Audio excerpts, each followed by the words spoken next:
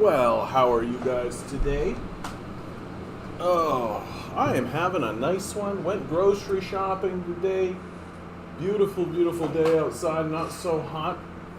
Finally, for once, we're down into the low 20s, which is absolutely beautiful. And so, oh, I gotta actually tune up. I hope you guys are doing really well out there today.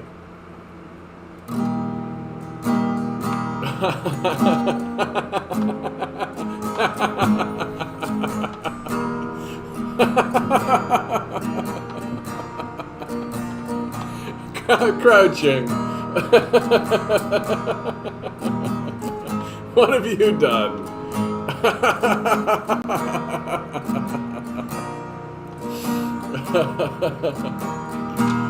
We're streaming today, we're streaming away. I hope you're doing fine.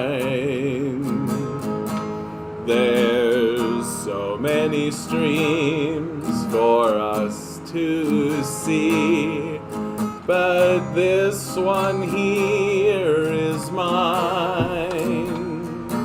I hope that you're happy, I hope that you're well. Now come on and join me, watch the world go to hell as we are streaming away. We're streaming today. Let's stream today. Crouching, please, for the love of God, do not leave that as your name, okay? It's good for a laugh. And I appreciate it. It's very flattering, but I don't know if I could... What would I even refer to you as? I'd be like, literally like a simp.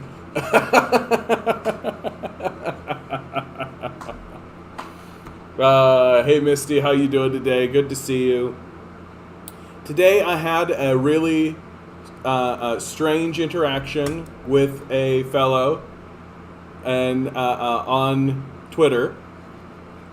I've been posting around the upcoming protest, and someone came in saying that, oh, well, Poof is anti-gay and pro-cop and all of these sorts of things.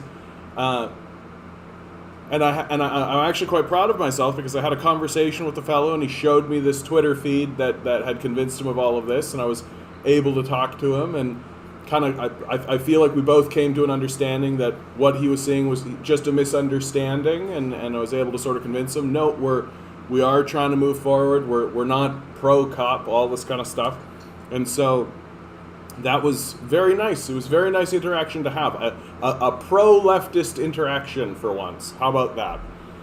Hey, DM, how you doing? Yeah, you better, dude. Just for tonight. Okay, we'll take it. All right, let's get into the regular update here from Mr. David Lynch, coming from Los Angeles. Good morning. It's August 26, 2021, his hair looks and so it's a good, Thursday. I love his hair. Here in LA, kind of cloudy, hazy morning. Very still right now. 64 degrees Fahrenheit, around 18 Celsius.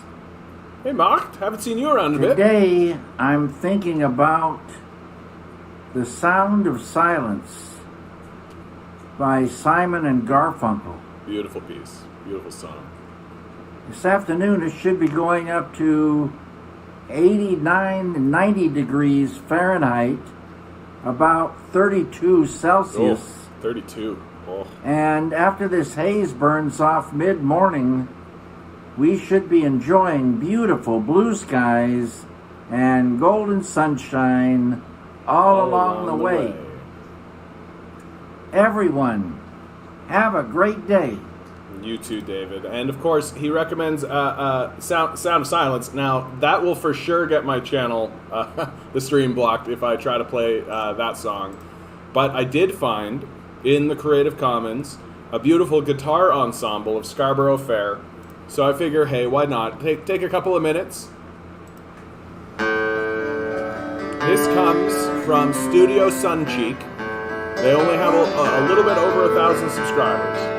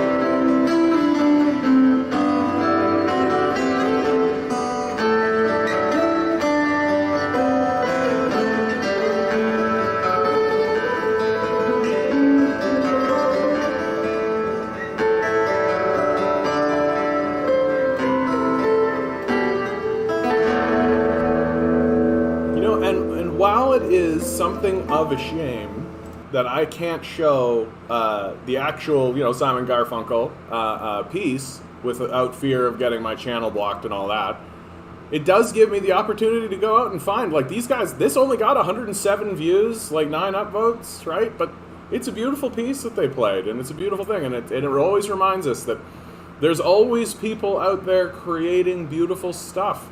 And I hope one day that we create a society that actually tries to elevate this sort of activity and elevate artists and people who attempt to create something beautiful and put it into the world. And these people are doing this kind of stuff not for the love of money and for the seeking of any kind of monetary gain, but because they love the music, And I think that that's an absolutely beautiful thing. Oh.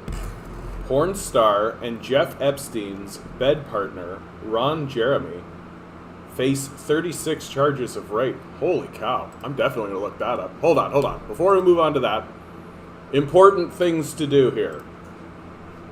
We got Pissed Off is picking 9, even though 9 got picked yesterday. It's Mocked with a 7. We got Misty with a 4, I believe. 21.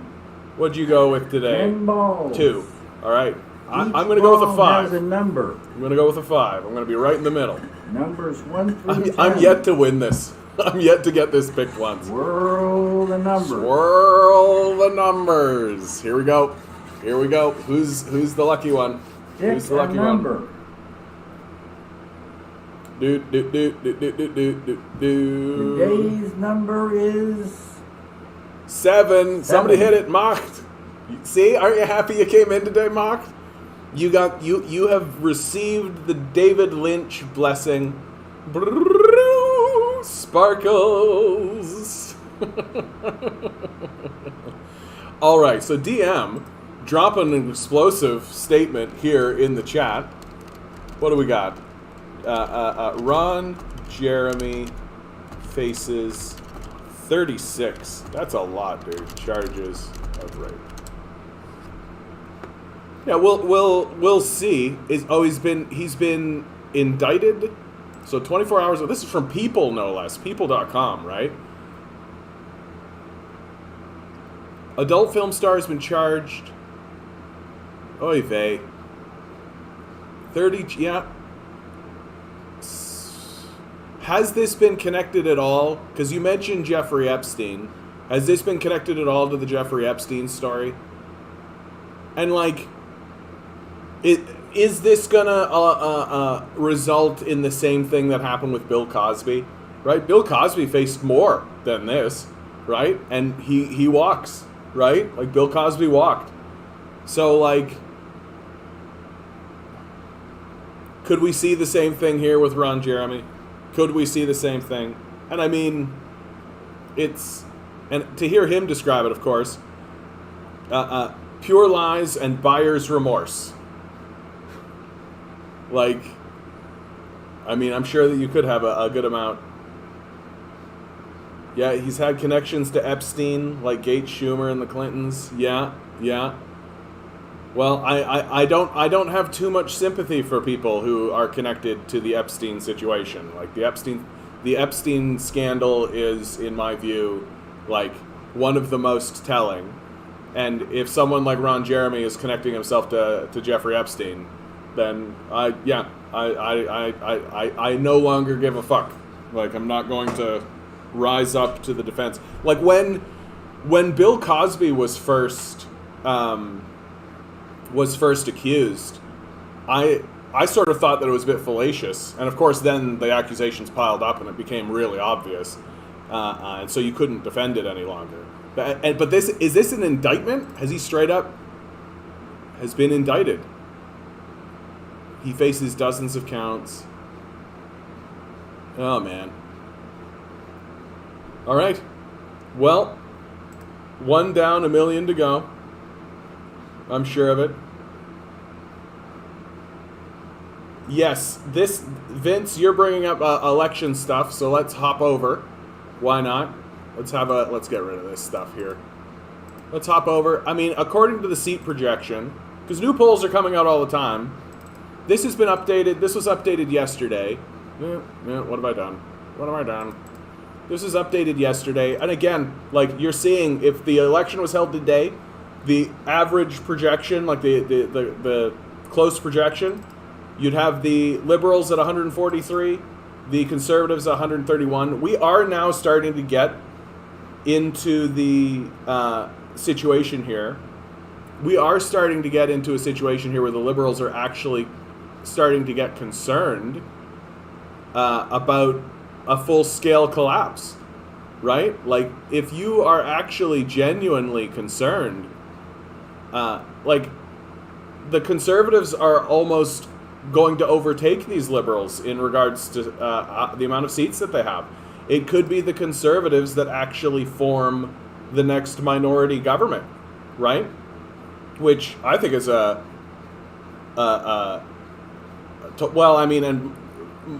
Mulcair ran one of the worst campaigns maybe in the history of Canada. And ultimately that came down to the debates, that the Liberals were able to outflank the NDP on the left, and the debates were actually the real swing. And if you looked at the polls as that happened, the polls tracked that, right? I find that polls are generally fairly accurate, but they're not predictive. In fact, polls are actually regressive, right? They're not telling you what people are thinking in the future. They're telling you what people are thinking about yesterday, right? And I just don't know what the what the Liberals. This is the worst campaign I've ever seen. Like, I have never seen anyone run a campaign this badly. These Liberals, I'm starting to actually say that I think Justin Trudeau wants out. I think he's done. I think he wants out. Like, this campaign is so bad, and he is so obviously disinterested in promising anything, offering anything to the Canadian populace, right? Like, he's whiffing on so much stuff.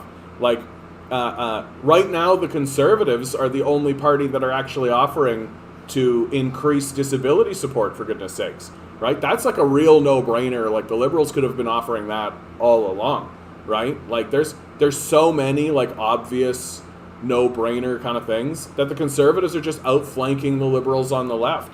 And so I have to kind of conclude that I think Justin wants out. I think he's done. I think he no longer is interested in being the leader of the country. Because why would he be running such a bad campaign? Why would he be not offering anything whatsoever? Like, whatsoever. There are things that could be offered. But if this trajectory continues, like if the election were held today, we'd basically end up with another Liberal minority, and the Liberals would be even more beholden to the NDP, right? That the NDP before were their tipping point to get legislation passed through, but now there's going to be more NDP seats and less Liberal seats, right? And what this is really showing to me, though, is this, and what this election is really showing me is that Canadians are fairly gullible. Like, they are fairly gullible. Like, all the Conservatives have had to do in order to gain a bunch of seats and hurt the Liberals' chances is just sort of promise the barest of minimums, right? Like, really think about what the housing conversation is about what the conversation is about this election. It's about housing, and it's about the housing crisis, right? And it's about how housing prices are so outrageous that normal citizens who are working, like normal jobs that should get them houses can't. And so now these guys are walking around saying, and we're going to resolve that and let that happen. And this is what is deciding the outcome of this election. Literally, like, we are going to do the absolute barest minimum thing that a government should be doing. Like, that's how embarrassing our politics has become. Our politics is so embarrassing that we're literally going to decide the outcome of this election based on who's promising to give us the itsy-bitsy barest of minimums, right? Being able to buy a house in Canada is one of the promises of capitalism. It was one of the outright blanket promises of capitalism since all the way back from the 50s. And now we're going to elect a prime minister who is saying, yeah, I'll make sure that thing that should have been happening this entire time happens. Like, yeah, Trudeau promised seniors a $500 per month raise in GIS. Like, and this is what the Liberals are doing, is that they're just cherry picking like tiny little incremental reformist sort of things, hoping that that's going to be enough to tighten in, right? Hope that the NDP and the Conservatives offer nothing of value whatsoever. I mean, the unfortunate truth about the NDP in this election is that they don't have a large enough, strong enough organization. They don't have enough boots on the ground to actually get anything done. But hopefully, I mean, they're gaining seats this time. They're gaining power this time. So hopefully, we'll see what happens in that regard. Yeah, my mom got her $500 check, but she's still not voting for him. Yeah, I mean, like, we are in a position now where we have to be talking about major reform. Like, we have to be talking about major reform at this point. We cannot double down on neoliberal failed ideology. Like, we can't. Like, we literally can't.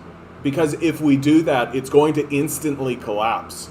Like, if the Conservatives were to form a majority government, our economy would collapse in a couple, like, in a 3 or 4 years. That's because, first of all, it's extremely fragile. But then on top of that, like, austerity fails. Like, austerity doesn't work. Austerity isn't an economic solution. Like, what you are saying with austerity is, I am going to shrink our economy in a period of recession. That our economy is already shrinking, and so I'm going to shrink it further. It doesn't work. It doesn't work. And this is 100% what the conservatives are going to do, and likely if the liberals were to secure a majority, what they would do. So we are desperate. We are in desperate and dire straits right now. We need to be focusing on reform, at least reform of this capitalist system, which is essentially what the NDP are offering, right? With tax the wealthy, right? That's a reform to the capitalist system. That's like basic Keynesianism. And it just seems like Canadians aren't actually biting on it. It just seems like Canadians are stuck in this liberal conservative pattern and aren't really that interested. Hey, Branwyn, how you doing? Good to see you. That probably happened in 4 years, yeah. Max is saying capitalism is a system built on lies and incremental change. Well, not even incremental change, right? Like if it was up to the capitalists, they would continue regressing. Always remember, right? Capitalism begins with slavery. That's how it starts. It wants to pay laborers nothing. That if it was up to capitalists, we would be receiving no wages, right? We would just be owned, right? And the wages that would be paid to the wage slaves would be barely enough to subsist on. That's what capitalism wants. And any gains that we've made outside of that, any incremental change and any reform has come not from the capitalist system. It's come from an upswell of energy from the populace itself. And because we have this version of a democratic system that isn't actually designed to respond to the needs of the populace, the system we have is actually designed to receive orders from above and dispense it. That's how it's designed. Like, it's the Westminster parliamentary system. The Queen says, this is what I want to see, and she says it to the Prime Minister, and the Prime Minister goes, okay, and he turns around and says it to all his people, and then they dispense it downwards. And that's how the system was set up. And the idea that it's supposed to be responsive to the populace is a modern idea, right? And one that the system's not actually built to achieve. And so any time there's been any kind of incremental change here in North America, it has come from mass mobilization of people onto the streets. That's how politics works in North America, because the political system itself is designed to calcify. It's designed to be unresponsive. It's designed that way. And and so what this means is that you have a constantly exhausted populace who's constantly needing to take to the streets while also simultaneously needing to find work in order to pay their bills, in order to get the most meager of subsistence changes to the society. Has nothing to do with capitalism. In my view, capitalism runs counter to this. It's not interested in incremental change. The incremental change the capitalist wants is back to slavery. That's where they want to go, right? That's why you see like people like Elon Musk being like, oh yeah, I've got a way to get people to Mars, indentured servitude, right? Like literally indentured servitude. That's what Elon Musk wants to bring back. Ruth is saying she wasn't sure if she would get a raise, so she'll take what they give her. They still take $800 from her a year. Why? Like, why take $800 from people who are in this situation? It's so baffling to me. Hell yes, I mean, it crumbles every 4 to 7 years. Why keep this system? I cannot find a single reason. Yeah, I mean, it's the more you look at it, well, there's a reason I'm a communist, right? There's a reason I say that I'm a communist. The more you learn and the more you figure it out and the more you realize it, the more you see that our system is based on propaganda almost exclusively, right? It's almost entirely built on inflating the ego of white men into believing that, like, oh yeah, we'll give you a truck and that'll make you a big powerful dude, right? And it preys on the anxieties and the fears of the underclass very effectively, but it doesn't really do anything. It doesn't really build anything. It doesn't really achieve anything, right? These last 50 years have been like total ghost town. Like, I remember recently I saw this great picture of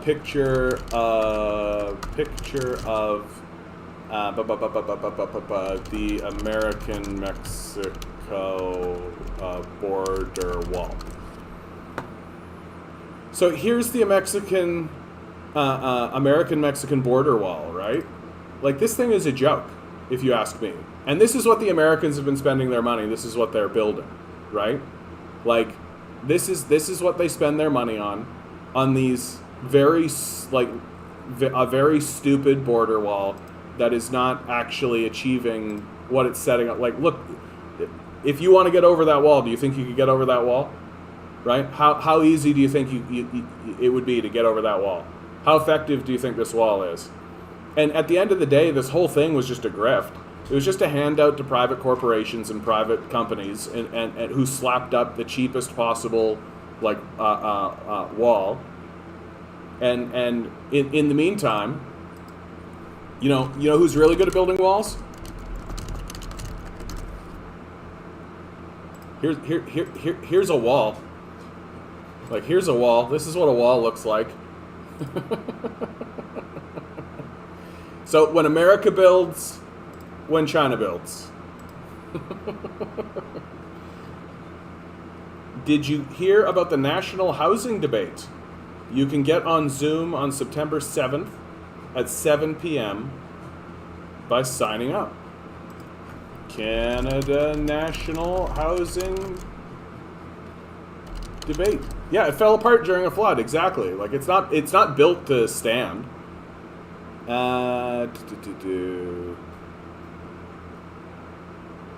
Okay, I'm gonna look around for this later on. Here, I'm gonna save that, put it in the back, and I'll look around for that later on. See if I can get signed up. See if I can figure it out. Yeah, the border wall is falling apart because it was never built to last. It was never built to withstand anything. Okay, so as I have been doing recently, who's really great at building walls? Let's say China-er. Maybe China-ist? Huh? So, as I have been doing recently, in the first hour of this stream, is I've been reading out loud an article that I think is important, I think is worth paying attention to, and I think has a lot of good information. And this comes out of the Narwhal, another really great publication that I really enjoy.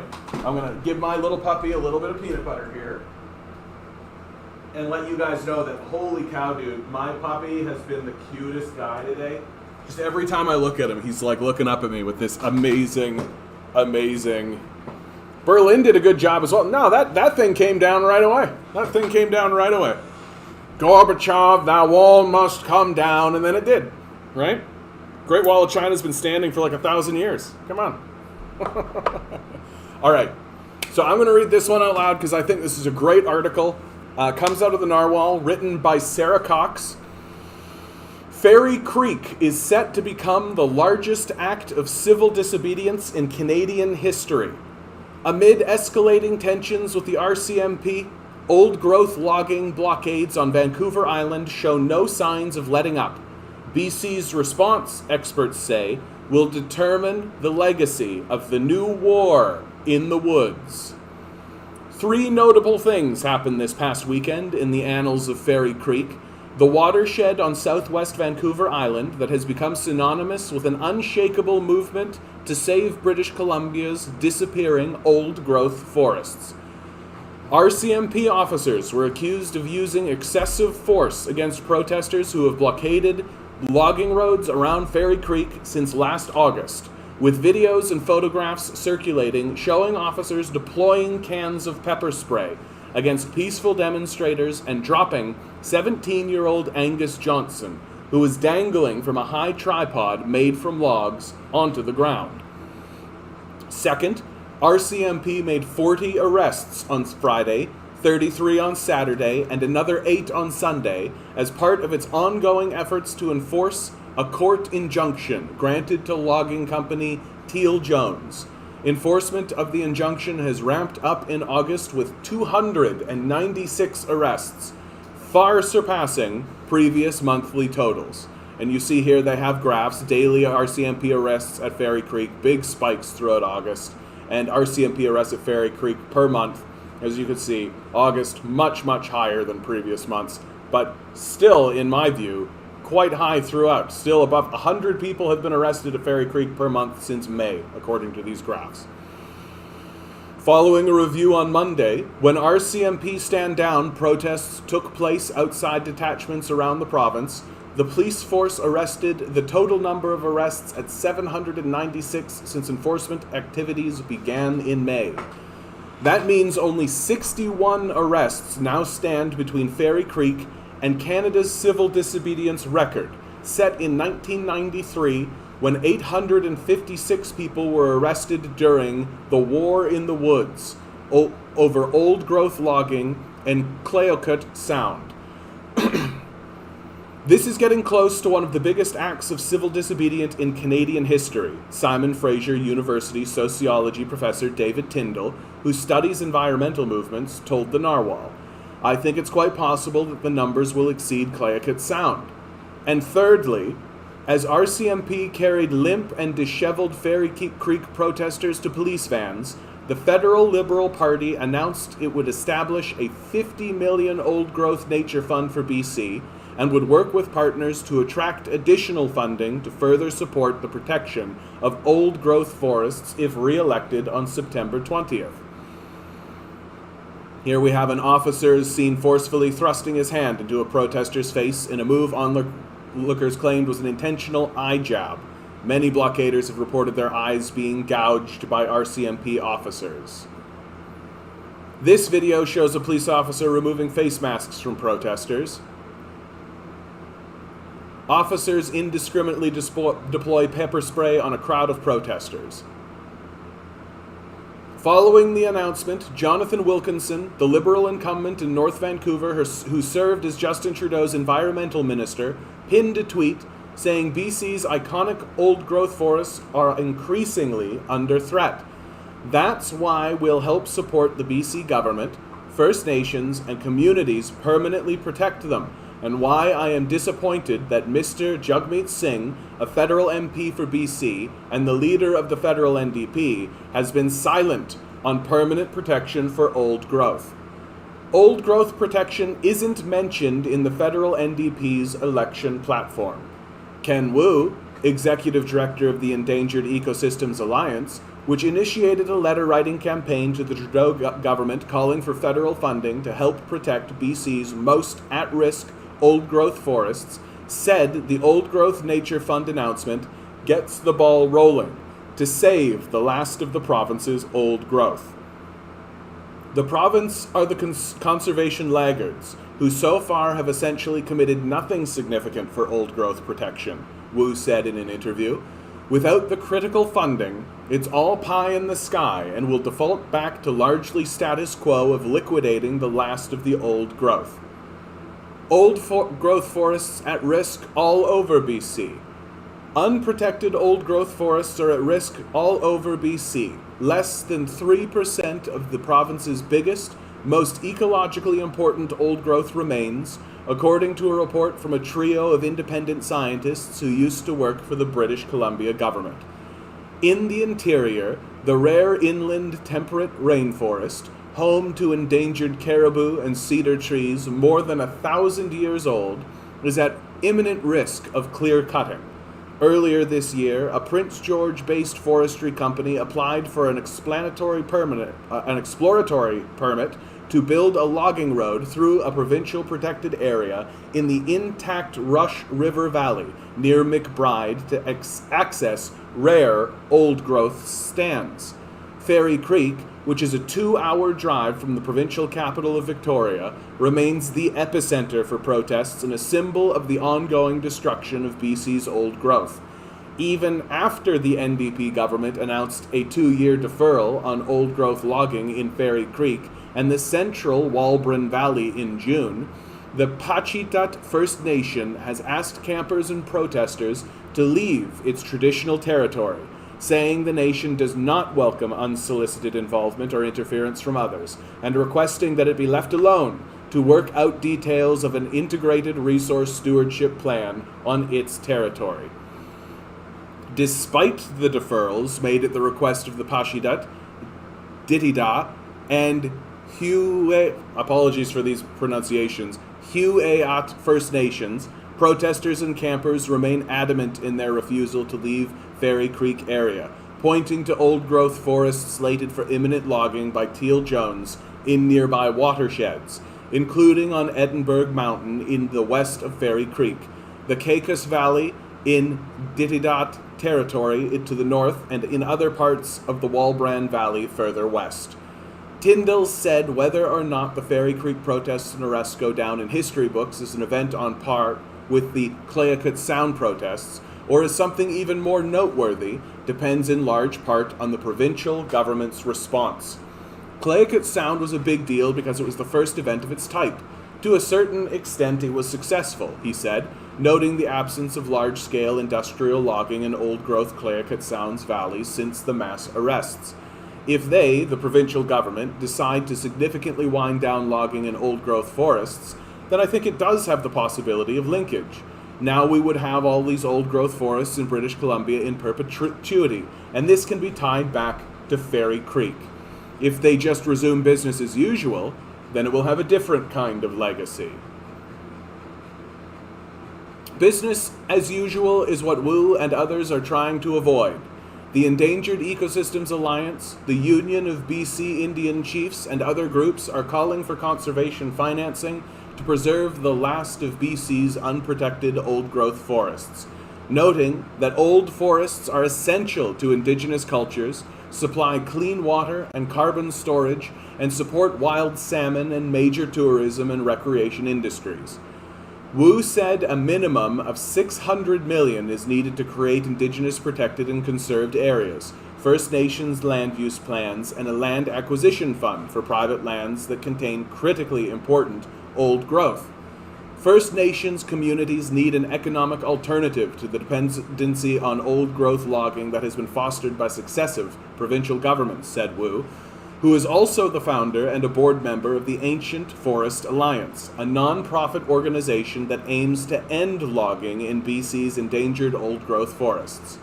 Without an equivalent economic alternative to old-growth logging in, say, tourism, clean energy, non-timber forest products, sustainable seafood, as well as value-added second-growth forestry, it's unrealistic and unreasonable to expect that most First Nations will walk away from some of the largest sources of revenue they have in their communities.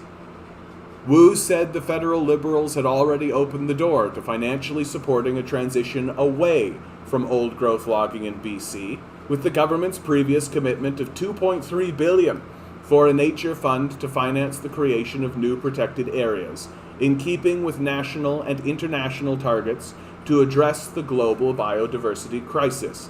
He described the $50 million pledge as a most welcome addition. There's a lot of cynicism in progressive movements, including in the ancient forest movement, about this step, Wu noted. It's what we had asked for. It just has to be scaled up now. The first step in scaling up old growth protections is for the federal government to earmark a set portion of the $2.3 billion to conserve old growth and finance Indigenous guardian programs and endangered species protections, he said.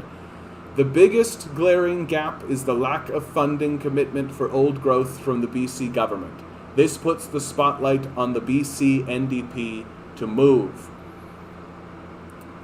Cupic 7, Judy Wilson, Secretary-Treasury for Union of BC Indian Chiefs, said the BC government has exacerbated tensions at Fairy Creek by not adequately responding to 14 recommendations made last year by an independent old-growth strategic review panel led by foresters Al Gorley and Gary Merkel. Those recommendations, submitted to the BC government in April 2020, called for immediate logging deferrals in old forests, where ecosystems are at a very high and near-term risk of irreversible biodiversity loss. There are a lot of issues to be addressed here, Wilson said, but we need to do it without the police force using a heavy hand. It's not a very good image. We see the excessive use of violence happening to land defenders or water protectors or people standing up for the environment. The rights of the people need to be respected, and I'd go further and say that the rights of nature need to be respected. In a statement released on August 19th, the RCMP said, We would caution anyone viewing these videos and reading comments to keep in mind that they do not capture the events and lengthy efforts, often hours, leading up to or following the arrests or attempt of arrests of individuals. The force also addressed the use of tripods by protesters. Despite claims of inhuman treatment, our officers have taken many precautions to ensure that all protesters are removed from these devices as slowly and safely as possible. The increased RCMP enforcement action comes as the Federal Conservative Party, led by Erin O'Toole, proposes to amend Canada's criminal code to stop protests that disrupt key infrastructure, such as pipelines or railways. Peaceful protest is a fundamental right in Canada, but respect for the rule of law means that illegal blockades that shut down critical infrastructure, threaten access to vital supplies, or endanger lives cannot be tolerated, the Conservative proposal reads. What are they planning to do? Throw thousands and thousands of Canadians in jail for protecting what is essential to life? Wilson asked. It's a backward look at what the priorities really are. Our priorities at this time should be looking at ways to create a better life for our children and grandchildren. That can only be accomplished by addressing pressing environmental issues, such as climate change and old growth protection, she said.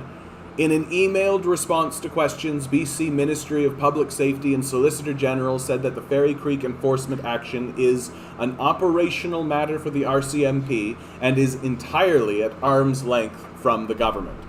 The statement points to comments Premier John Horgan made during an August 23rd press conference when he was asked about allegations of excessive police force at Fairy Creek. Horgan underscored that law enforcement does not take direction from the government. They make choices based on how courts direct them, and they've been directed to enforce the injunction, the Premier told reporters. He also said the objective set out by the protesters appears to have been achieved with the old-growth logging deferrals in Fairy Creek, the last unprotected, relatively intact watershed on southwest Vancouver Island. The Pachitat have said quite clearly, not once, not twice, not 3 times, but 5 times, please leave our territory and allow us to resolve these issues on our lands in our way, Horgan pointed out, saying he hopes the confrontation will come to an end.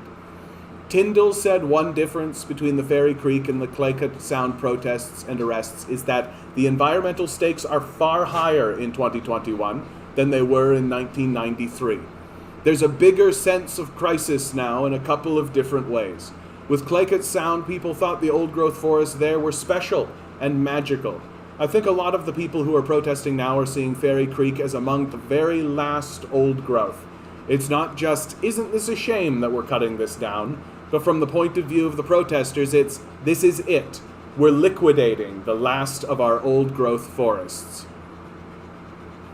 The old-growth issue also overlaps with climate change, Tyndall points out.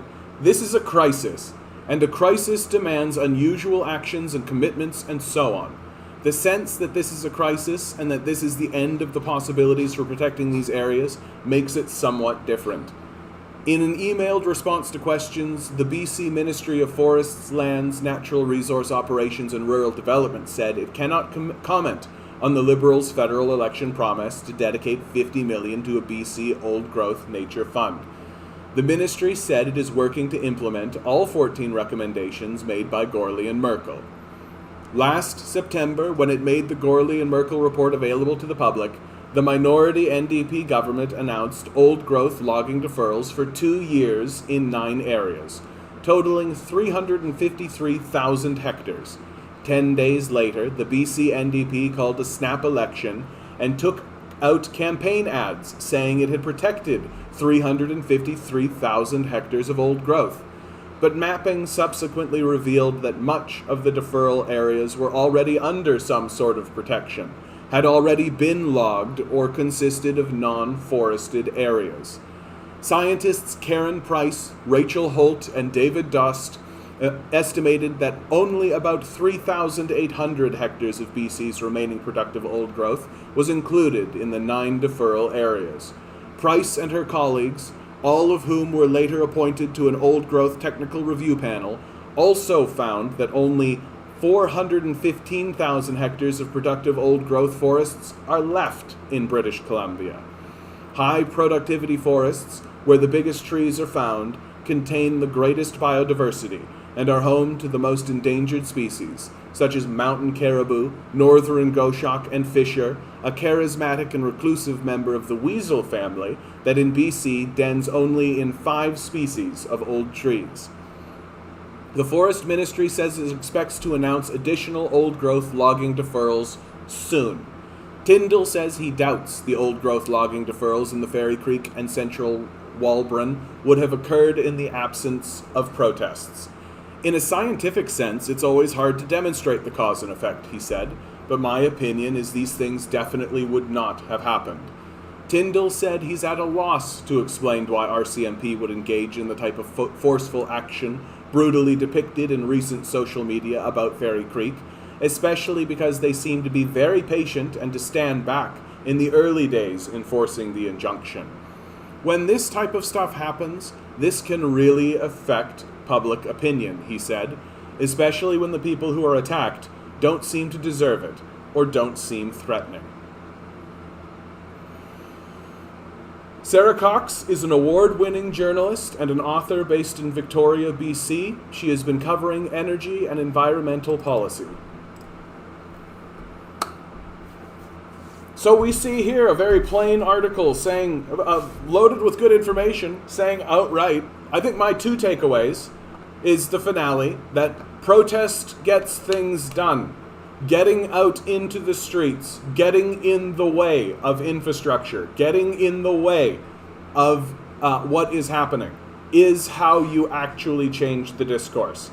This idea that all you need to do is just put your vote into a ballot and all of that, and that's what's going to happen, that's nonsense. The only thing that actually influences change and actually moves people in any direction whatsoever is active protest on the streets. That's the reason why I help organize an anti-poverty movement. September 18th, 2 p.m., Yonge and Dundas Square. Please come in. Please let people know. Please share that information. September 18th, 2 p.m., Yonge and Dundas Square here in Toronto. I'm trying desperately to get the leftists in all the media involved. I'm sending them regular reminders. Hey, maybe let people know. Maybe come on in, right? And but also for us to be very, very concerned about Aaron O'Toole's government. That Aaron O'Toole's government's solution is to just arrest these people, is to point out that it is not a crime to protest. It is in fact protected to go out and protest and shut infrastructure down. That is part of the freedoms that we have here in Canada. And Aaron O'Toole wants to regress the society and remove that right. He wants to make protesting illegal. That is a major concern for Canadians. That should be a major concern for people that are interested in living in a free and open society. And the idea that the Conservatives are standing around saying that they care about free speech or they care about freedom here in Canada is complete and total bullshit. Conservatives care about free speech. You can say what you want, but they don't care about free action. They don't care about being inconvenienced. And we know that it is them that will be most inconvenienced. So obviously Conservatives want to come in and make these things a crime, just like they want to make homelessness a crime, just like they want to make poverty a crime. So we got Vince, new poll, CPC at 33%, Liberals at 29%, NDP up, yeah. I always go off of the aggregates. Because I think aggregates are the best to tell you. It does look like you've got a conservative upswing over this last week, followed in with like a liberal decline. You've got one outlier right here. The NDP kind of just sort of maintaining their position. generally. Like, sure, you'll have like one, and this was updated yesterday though, so perhaps when they update, what was the last one that they updated? Yeah, on the 25th. So new polls coming out today. Maybe that'll adjust things upward ever so slightly for the NDP. I would love to see the NDP start to get up into 25%, 30%. That would be great, wouldn't it? If the NDP started to just like track up. It's very concerning to me that the Conservatives are tracking up. Like, very, very, very concerning to me. Because, I mean, they've made it very clear that they're not actually interested in governing, right? Like, and anybody who believes them is that's startling. I'm good with a con minority. I know that it will just radicalize more people to vote NDP for the 2023 election or earlier if other parties say no to the budget. Well, and if we end up with a liberal minority, you are going to end up in a very interesting situation, because the question is, should the NDP prop that government up? And I mean, I generally say yes. I think it is in the NDP's best interests to be seen as cooperative and collaborative.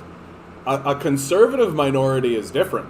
Like, a conservative minority is a very interesting political situation for Canadians, because like, the Conservatives don't have enough support to be able to get a majority. They just don't, right? You could take a look at the simulator here.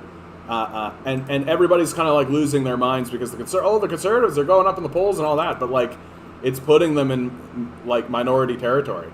Like, the Conservatives are actively abandoning all of their precepts and like moving to the left of the Liberals even, and it's only gaining them like 10 seats, you know? Like, the Conservatives are in a period of time where they need to actually genuinely think about rebuilding, and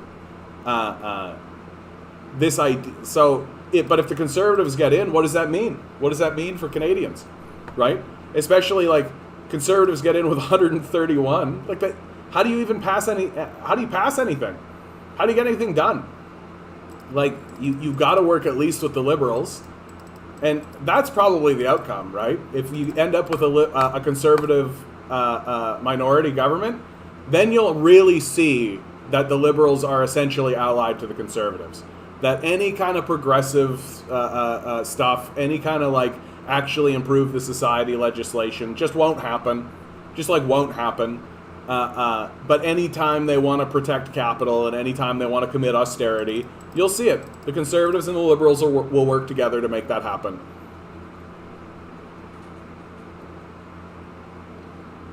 A hurricane may hit Louisiana on Monday with 80 to 110 mile per hour winds. That's bad news, dude. That is bad news for Louisiana. Reminding everybody, Louisiana is at high threat. Is at high threat for climate change disruption, okay? More than any other place in the United States. So here's a map of rising water levels, okay? Here's New Orleans, Louisiana, right? This is how it is already. So already you're seeing, because it's like low-lying swampland, lots of it. If we up this by 1 meter, right? So if water levels were to rise by 3 feet, right? Boom. Louisiana's done. Like, Louisiana's done. We go up 3 meters. Like, you're seeing, you get some of your more drastic stuff. Like, Louisiana is, if you're living in Louisiana, right? Maybe think about getting out of there. Maybe think about getting out of there. And we also know, we've seen it before. Like, we all remember Hurricane Katrina, right? What happened during the Bush administration? New Orleans was effectively abandoned by the Bush administration.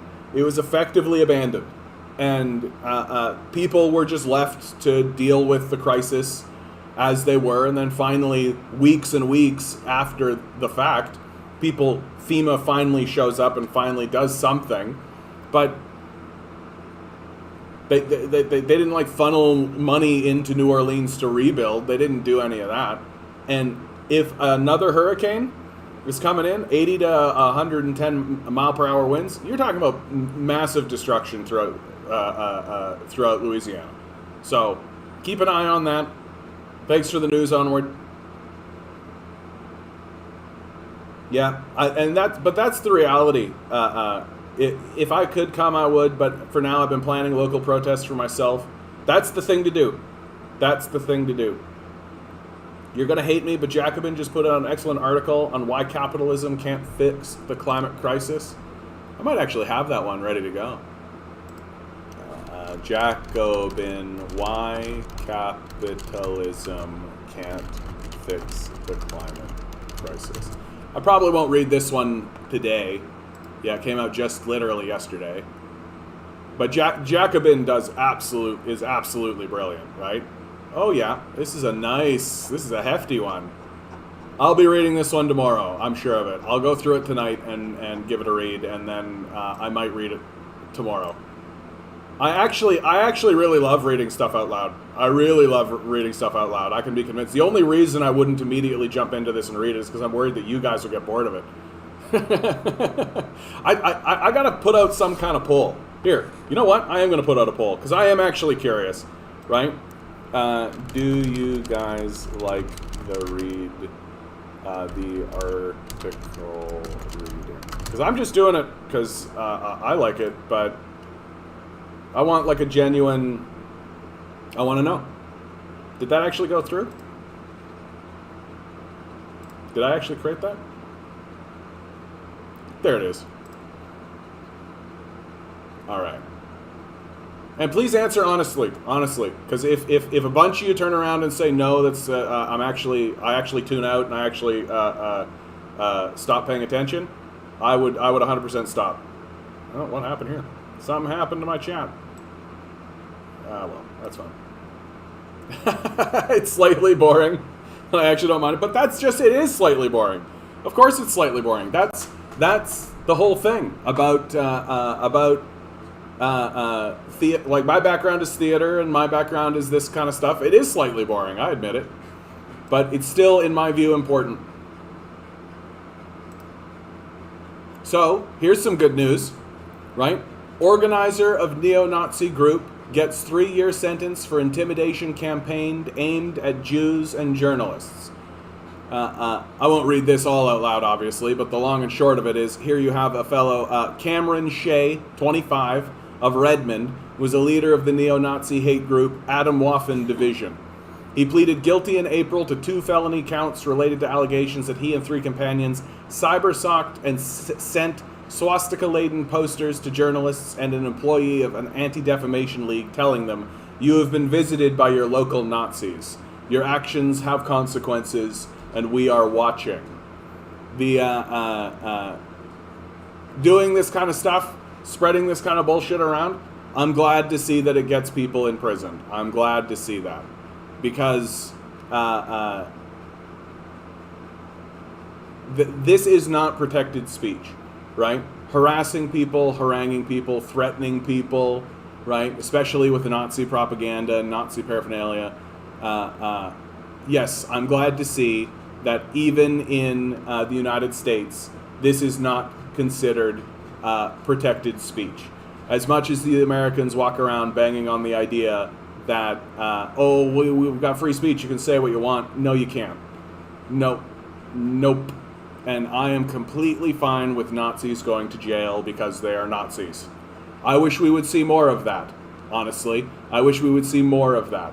We have active neo-Nazi groups here in Canada. I don't really understand, like, why are we sending all of these police to Fairy Creek, right, to harangue and harass protesters at Fairy Creek, but there are literal neo-Nazi groups around, right? What's the story? What's the story, Wishbone? Ugh. So I just thought I'd share that with you guys. There's some good news. Here's a tweet that I think deserves a lot of attention because it reminds us that there are actively evil sociopaths in the world. Here's Todd Starnes. For every American who has killed, a city in Afghanistan should be wiped off the face of the earth. It's a conservative commentary, commenter in the United States. Todd Starnes, totally normal thing to say, right? Totally fucking normal. Wouldn't you? What would you say to somebody if he actually said this to you, around you, right?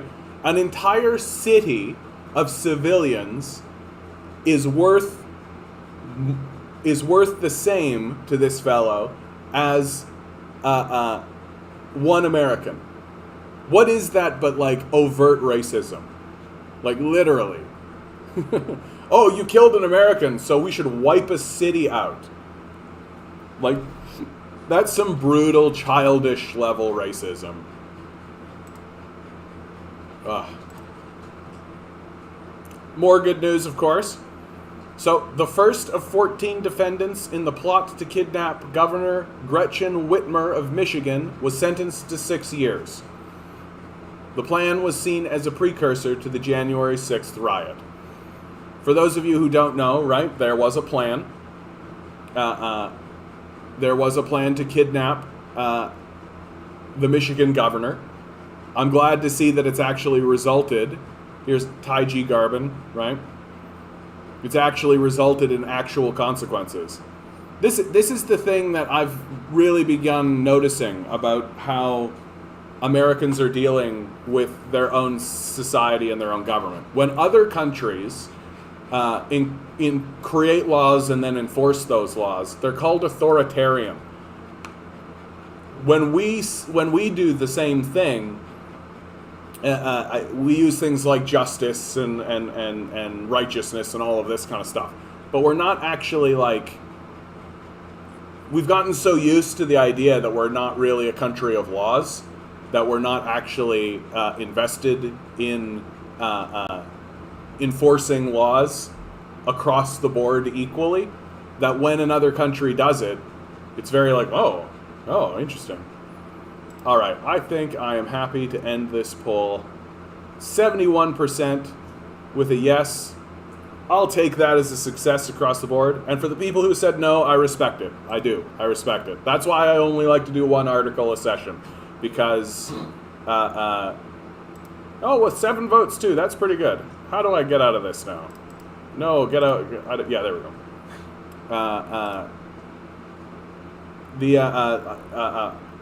Because I get that it's a little on the boring side. I get it.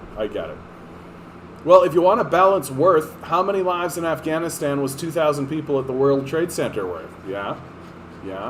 Well, according to this guy, right, that's 2,000 cities. Even though Afghanistan had nothing to do with that, right? Afghanistan had absolutely nothing to do with that, and yet, a little bit of COVID news here in Toronto. We're waffling.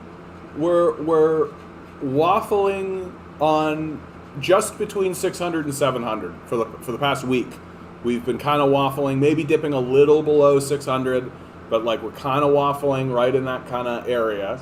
Everyone is expecting that we are going to spike up. Everybody is expecting it, especially as the Ford administration seems to have gone completely incognito. That people, like literally, I'm seeing articles where people are saying, where is Doug Ford? Waffles. Yeah. Oh, you dang it, dude. You got me now. Now I'm thinking about waffles. Shoot. And people are really asking, where is Doug Ford right now, right? He's gone sort of incognito. It's obvious what's happening, right? The federal election is on. People don't want Doug Ford to be around, right? Conservatives don't want Doug Ford to be around. And so it's 100% like just, he did the exact same thing for Scheer, right? He just buries his head. He just goes underground. Nobody can find him. Nobody can ask him any questions. Nobody knows anything about him, because if he's not around, he can't do some buffoonish nonsense and ruin the Conservatives' chances at attaining power from this fucking gullible populace that we have. And but what it means is it really means that we're heading towards like the school season, right? We're almost there, eh? Like September, it's going to be like a couple of weeks. Kids are going to go back to school. That's the plan. We're just going to send kids back to school right in the middle as we're experiencing a spike. What do you think is going to happen? Like, what do you think is going to happen? Cases are going to spike upwards. We're going to get, and this Delta variant, right, is even more dangerous for kids. So you're going to see a spike up. And then on top of that, we're heading towards Christmas, right? Shopping season, right? And they can't shut down over Christmas. God help them. They can't. They won't shut down even January, February. They won't do basic rational shit. So we're going to see a big spike up in cases. And most people are going to look at Doug Ford and be like, well, you like literally had no plan. Like, this is so obvious that this was going to happen. What's the plan? And his plan literally will just be like, well, just get some Timmies. Just do your best. Eat some Timmies. Right? Like, he doesn't have a fucking plan.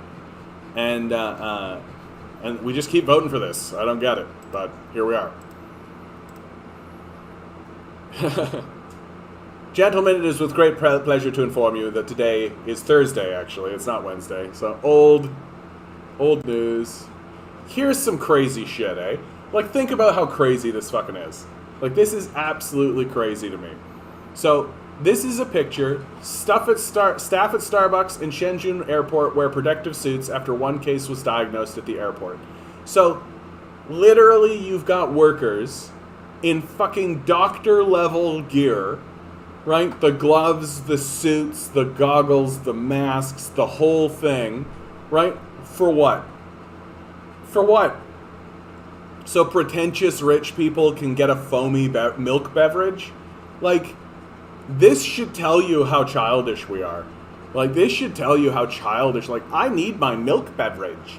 I need my latte, right? I need my cappuccino. If I don't get my mocha, then I'm just gonna not have a good time. And I need people to wear protective gear to protect them from, like, what the fuck is this? Like, what the fuck is this? If your people need to wear this kind of gear in order to be protected in the environment that we are at, keep them home. Keep them home. Keep them home. Read more Linda McQuaig. Yeah, for sure. I'll take a look around for more Linda McQuaig. That was her most recent one that I read not that long ago. Anything, honestly, that comes out of the Jacobin, I'll read for sure. Linda McQuaig, I really like Linda McQuaig. I've also watched her debate, and she's very on the ball. She's very on the ball. Big admiration. Just keep these people home. Keep these people home. What the hell are we doing? So flippin' stupid and embarrassing. This is a longer one. Well, I think I was going to watch that myself. Yes. Liberals promise to make housing affordable for everyday Canadian millionaires. The Beaverton, as always, absolutely knocking it out of the park, right? In addition to the foreign ownership ban, the Liberals have also committed to building 1.4 million units to be sold at market value, allowing everyone from doctors to lawyers to purchase a home. And they promised additional tax credits that will allow fierce bidding on what scant few houses are available to drive up prices even further. And let's be clear, this housing ban that they keep talking about, it's a 2-year ban, right? So it'll just be like boom, it'll be like that. So you'll have like a brief little window, and the billionaire class knows that it's just a 2-year ban, so it's not actually going to affect housing prices at all. Right? It'll just sort of plateau for like a 2-year period, then the ban will lift and back up they go. Right? Canada is in a housing affordability crisis and will correct the market by building an insufficient number of new homes that will be just as unaffordable as houses are now. Yeah. Well, because the liberal logic doesn't exist to actually resolve the issue, the liberal logic exists to just convince you that they're going to do something about the issue, right? So like, oh, we're building new homes. Clearly we're doing something about it. We're building new homes, right? Obviously we're doing something. We're building new homes. Ignoring the fact completely that those homes are just going to get gobbled up by billionaires, right? We put a ban, foreign buyer ban, right? Oh yeah. Okay. Foreign buyer ban. Oh, okay. I'll just create a domestic corporation, a shell company, right? And I'll just have that shell company buy it up, right? Because it's only a foreign ban, and I'll just create a domestic outpost, right? But I created a foreign buyer ban, and of course it only lasts 2 years, so who gives a shit? Oh boy, no, I can afford to make a down payment on a tent. Yeah, Demand Better. How are you doing, Demand Better? Good to see you. The cons pitch their housing platform as we'll build 1 million units, but that's including 750,000 private houses that were already going to be built. Exactly. Exactly. And again, I cannot state it like enough. There's I'm going to keep saying it until it actually takes hold and somebody else actually says it. And it starts to become commonly understood. It doesn't matter how many houses you build. It doesn't matter how many houses you build if the billionaires can buy them. Right? If the billionaires can come along and just buy up all the housing, it doesn't matter how many you build. Right? Build 1 million. Build 5 million. Build 10 million. Build 100 million houses. Promise to build 50 trillion houses. Build houses on the moon. Build houses on top of houses. Build superstructure skyscrapers loaded with billions of houses that everybody will be able to house in their house. If you have billionaires, those houses go to the billionaires. That's how the system works. And this idea that we're walking around convincing Canadians that like, yeah, we're going to help by building all these houses is dumb, right? And if you're falling for it, you're dumb. Like, the billionaire class buys up the housing. It's very simple what's happening. We know it happens. We're aware of it. And we're not doing anything about it. When we could very simply do, like, there are cities in throughout Europe. You know what they did? I'm blanking on the name, of course, but you know what they do? They go, oh, hey, we do a census. Okay, we've done the census, so we know how many empty houses we have. Okay, cool. You have 1 month to fill the house. If it's not empty at the end of the month, then we take it. There you go. That's a real solution. That's a real solution. You know, liberal logic is what Milo makes when he squats. You want to come up, buddy? Do you want to come up, buddy? Everybody wants to say hi to you, bud. Everybody wants to say hi to you. Do you just want pets? Do you just want pets? Well, if you want pets, no, you gotta come up. Oh, I know. Okay, I won't. You're a good boy. I was gonna lift him up, and then he grumbled at me, and I'm like, okay. So now I just gotta pet him. I just gotta pet him, because he's a little cutie pie. And Canadians are like falling for it. Canadians are falling for it, right? That the Conservatives came out and said, like, we're gonna build 1 million houses and foreign buyer ban and all this, and Canadians are just like, oh, that'll do it. No, it won't. Like, no, it won't. Like, straight up. Like, so you're gonna elect a government who, like, literally we're having this conversation about, hey, maybe capitalism should make good on one of the only promises it actually has, right? What's the American dream? What's the Canadian dream? To own a house, to have a car, to have some kids, and have a spouse. That's the American dream, right? Well, guess what? The Canadian system here in Canada, the system has failed. Capitalism is not delivering on its most meager and basic promises, right? And we're having an election where the conversation genuinely does seem to be, hey, should we make sure that capitalism keeps even its most meager and basic promises? And Canadians are genuinely believing these liars. Like, we all know what's going to happen.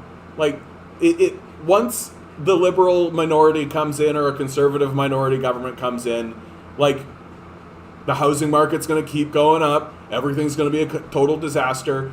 3-4 years later, maybe 2 if we have like who knows, maybe 6 months.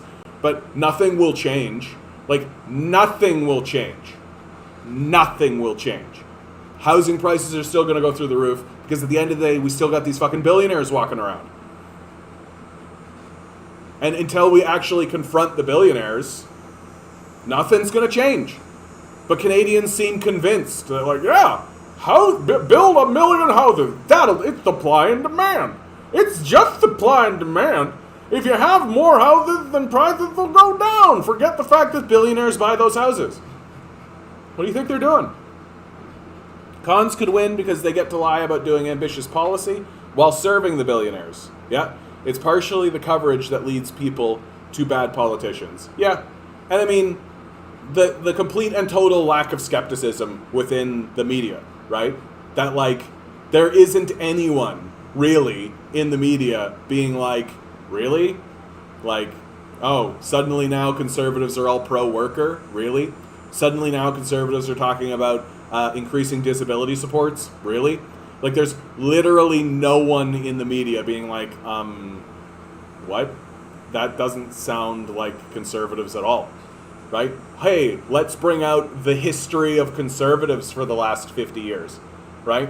Literally, let's just talk about who the conservatives have been for the last 50 years and just cart them out and be like, here they are, right? And now suddenly when they need your vote in order to have any hope at getting a majority, now suddenly, oh yeah, we're totally pro-worker. Oh yeah, we're totally pro-worker. Oh yeah, we're very interested in helping workers. Aren't we?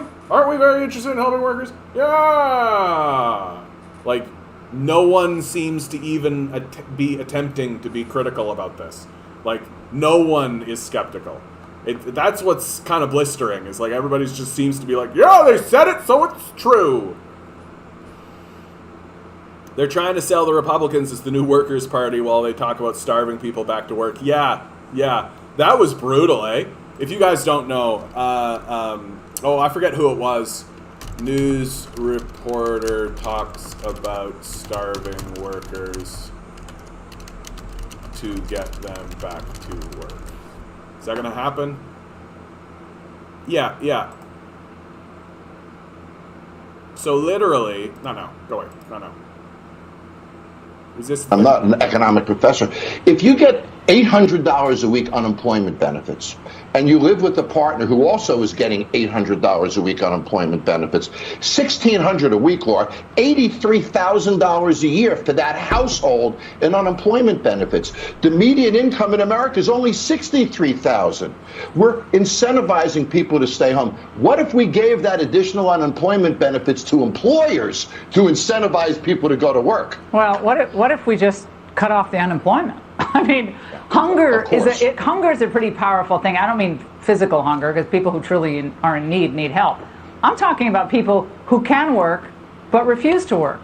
But the government is literally putting anvils in many ways on people's shoulders, either through the mandates, regulations, and now through free money, which obviously we're all the piper eventually has to be paid. My favorite part about this is this guy's fucking smug-ass dumb face when he finishes this. Look at how smug he sounds. Hunger is incentivize people to go to work. Well, what if we just cut off the unemployment? That's the face of a crazed hunger is a pretty powerful thing. I don't mean physical hunger, because people who truly are in need help. We need to I'm help talking about people who can work but refuse to work. To get them back to work. But the government is literally putting anvils in many ways on people's shoulders, either through the mandates.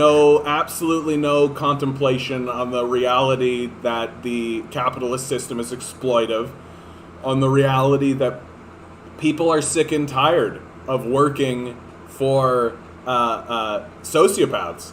They're sick and tired of work, but even if you don't want to even go that far, people are sick and tired of working for people that they don't know, that they've never met, right? If you go work at Walmart or Amazon or any of these places, you never meet these guys. You never meet these guys. You don't know who they are. You don't know where they live. You don't know what they stand for. You don't know anything about them. You never, ever, ever, ever meet them. And so, and yeah, exactly. There's your new Workers' Party. People literally saying, just like, yeah, what if we just cut off unemployment? Yeah, okay. Do you know what the result of that is actually going to be, Laura? Do you know what the result of that is actually going to be? Once you pull your head out of your ass and actually think with your stupid brain for once in your goddamn life. So you're going to have millions and millions and millions of people thrown out of their homes, living on the streets, like millions. With an M, millions of people are going to be thrown out of their homes, and they're going to go out onto the streets. They're going to be homeless, because guess what? These jobs don't exist. The minimum wage in the United States is $7.25. fuck you. Like, get fucked. That if you cut off people's unemployment benefits, they are going to be destitute. That is what is going to happen. And if you're walking around saying, hey, let's just cut off the unemployment, instead of saying, hey, maybe we should actually focus on ensuring that these jobs are not exploitive or owned by fucking sociopaths, right? Maybe we should ensure that these places are actually good to live in. Maybe we should ensure that people feel safe and part of a community and that they feel like they're actually building a society. Nope. As far as Laura Ingraham is concerned, nope, just starve them. Just starve them. Worked for Thatcher, right? Worked for Thatcher. Just starve them, right? Oh, but not actual hunger, right? Not real, like, that's how you know she's completely, like, detached from reality. If she genuinely believes that. Like, oh, we'll starve them, but not actually. Like, well, then what the fuck are you talking about? Like, what the fuck are you talking about? Like, this demonic, evil shrew of a woman just said on national television that we should starve these people out. Brutal. Brutal. Brutal. If you're genuinely paying attention to this, and you know that there are people who heard that and went like, yeah, that's right, starve them. Starve them. Like, holy shit. Like, that's the face of evil right there. Recent unemployment cuts made people poorer without increasing employment. Yeah, exactly. New York Times, cutoff of jobless benefits is found to get few back to work. Well, because the jobs suck, right? Because the jobs suck and they don't do anything for anybody. They don't even pay our bills anymore, right? Like, if you work in America especially, if you work a full-time job, right? So you sacrifice your whole life to work a full-time job and it doesn't even pay your rent. Why do it? You're not paying your rent anyway. At least you get your time, right? At least you get your time back, right? At least you can actually do something that you actually genuinely care about. And you were going to get thrown into the street anyway because the full-time job that you're working wasn't paying your bills in the first place. And then you got this fucking bitch walking around saying, yeah, let's starve these people. Like, there's something genuinely wrong with these people. There's something genuinely wrong. That they are in the same circle as, like, the Nazis, as any neo-fascist group that's ever existed, saying we should take the poorest, most vulnerable people and starve them back to jobs that don't even pay their rent. Fucking brutal. Fucking brutal. Evil exists in the world. Evil exists. This man just casually smiles while telling people that they should work or die. Exactly. Exactly. Prematurely ending federal programs had little effect on unemployment, but sharply cut spending potentially hurt state economies, researchers say. Yeah, which makes total sense, right? Like, this has always been the argument for the basic income. Instead of giving money to these moronic sociopaths who are just stupid, so that they can take it and jam it in an offshore account somewhere and do absolutely nothing important with it, take that money and give it to the citizens. And what do? Well, they spend it, right? They spend it in their local economy, right? And then that money will trickle up and it'll end up in the fucking moronic sociopaths' hands anyway. But at least these people got some food out of it. Like, at least they were able to actually stimulate their local economies.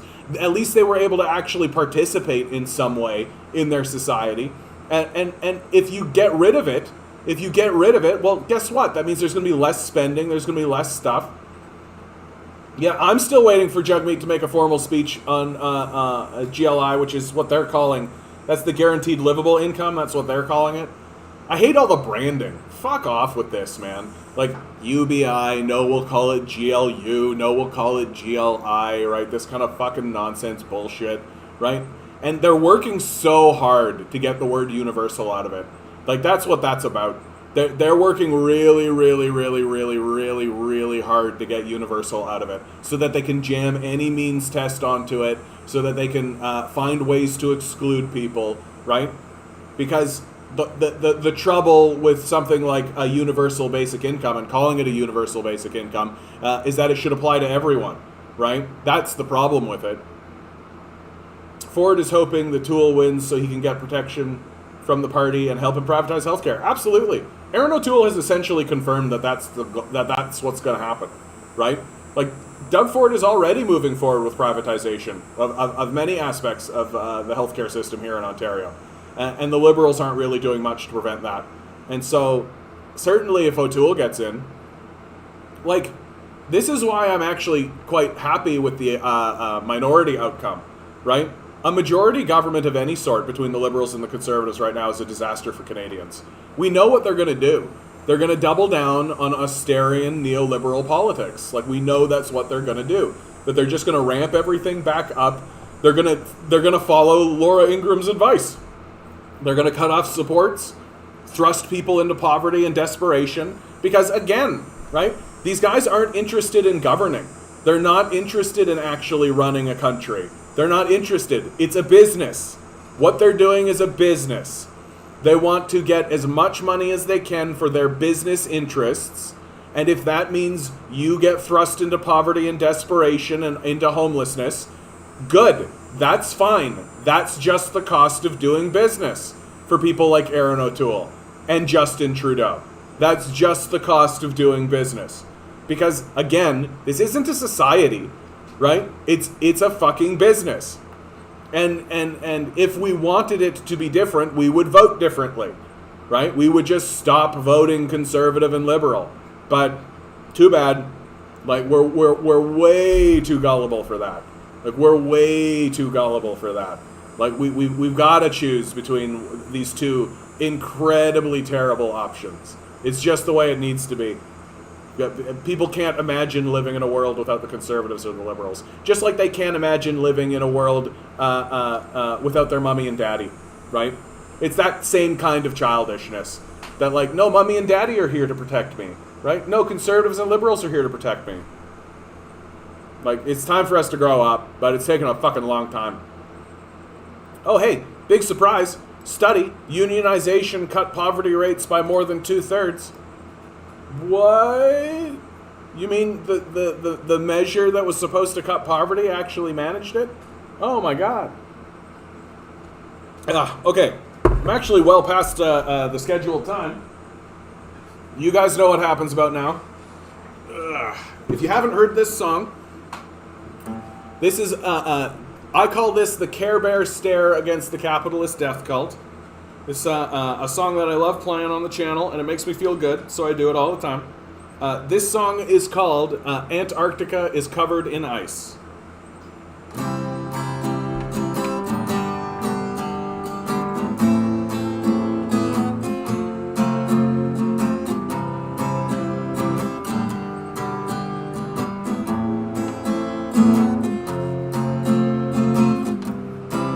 Got asked a question by my niece who's 5 years old. What's the world gonna be like when I'm grown? I looked up at the crimson smoke-filled sky. I thought, what's the harm in telling one more lie? I said, everybody's safe, no one's living in the streets. You never need to worry if you're gonna get to eat. And Antarctica is covered in ice, and everybody's happy, and wouldn't that be nice? The burning sun don't leave a paper trail.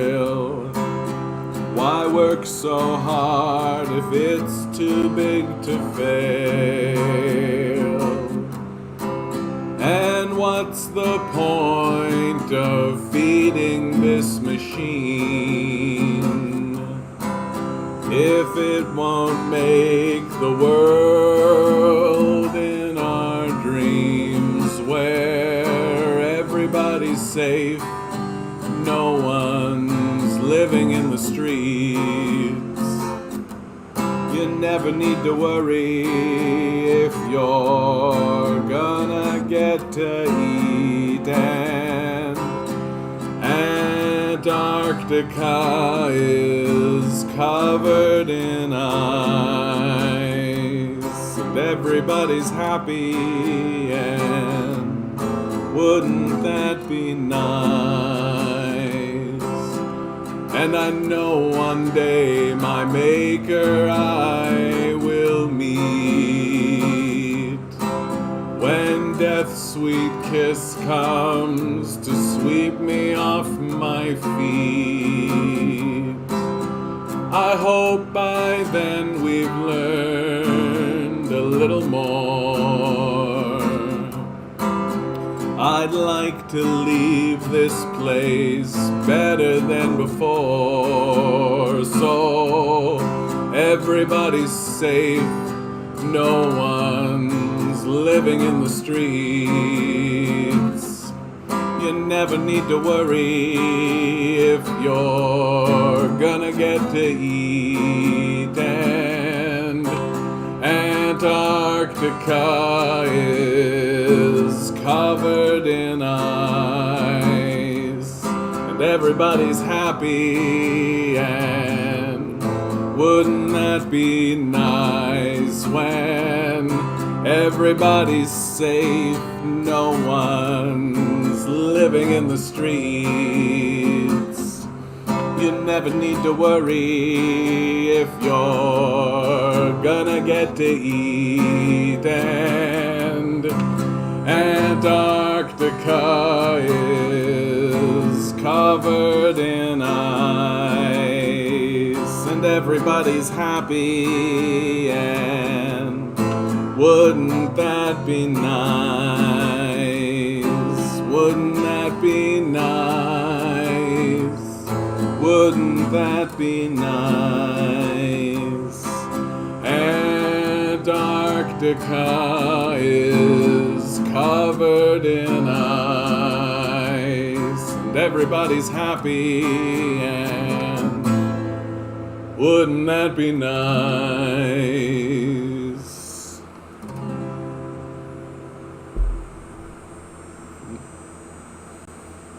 And I know that we can do it. And I know that we can do it. I believe it. I believe it in my heart. I believe it in my stomach. I believe it in the root of who I am. Because the solutions to the problems that we face are easy. That all we really do have to do is stop. We just need to stop. Because the earth we stand on is far more powerful than we believe. And if we were to stop, we would stand back in awe and see the earth heal itself. This place was a garden before we got here, and it'll be a garden when we're gone. And if we want to be here to witness this miraculous transformation, then all we have to do is stop.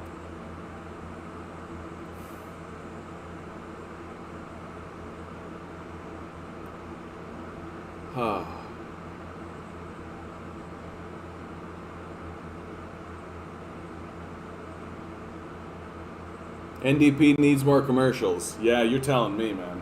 You're telling me.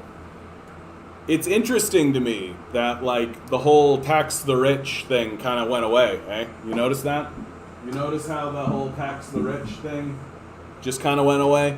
Suddenly it's all about... Onward. Okay, I'll do it. I'll do it for you, bud. So, guys, last night I got to talking with Onward here about... I was raised as an evangelical Christian, right? And there was a song that I sang in the private Christian school. It was an evangelical school that I went to. And I sang it not every day, but often enough. Often enough. Like at least once a week I was singing this song. Let's see if I can remember the chords offhand.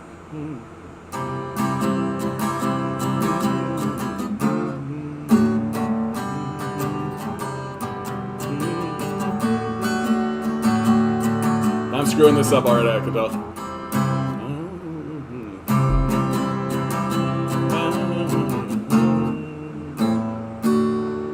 Is that? Sorry, guys. I'm the worst.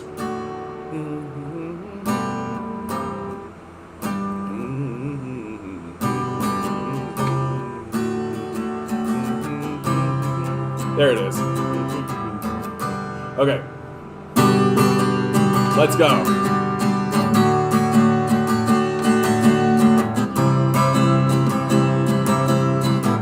Just imagine a group of kids singing this.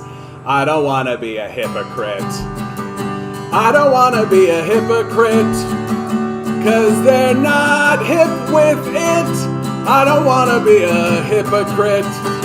I just want to be a sheep, ba ba ba ba. I just want to be a sheep, ba ba ba ba. And pray the Lord my soul to keep. I just want to be a sheep, ba ba ba ba. I don't want to be a Pharisee. I don't want to be a Pharisee. 'Cause they're no fair, you see. I don't want to be a Pharisee. I just want to be a sheep, ba ba ba ba. I just want to be a sheep, ba ba ba ba. And pray the Lord my soul to keep. I just want to be a sheep, ba ba ba ba. I don't want to be a Sadducee. I don't want to be a Sadducee. 'Cause they're so sad, you see. I don't want to be a Sadducee. I just want to be a sheep, ba ba ba ba. I just want to be a sheep, ba ba ba ba. And pray the Lord my soul to keep. I just want to be a sheep, ba ba ba ba.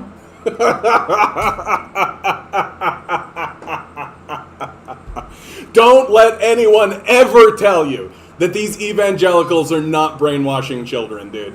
Don't ever let them tell you that they are not brainwashing children. Hey Noel, how you doing? Good timing, bud. If you just came in, you just got to see that ridiculous nonsense. And I do think that, like, you know, like the 30-year-old like woman who sang that song for us and we all sang along as kids, I don't think she was sitting there being like, this'll get him. I do think it was just sort of like, yeah, this is like Jesus themed, and they just didn't. Oh, you were singing that too? Evangelical? Were you evangelical, bud? Because like that had to have been part of the curriculum then, dude. Like it was so, like, it's so brutal. Like, it's so brutal. Like, you're literally singing, I just want to be a sheep. Ba ba ba ba. Like, this is a literal song.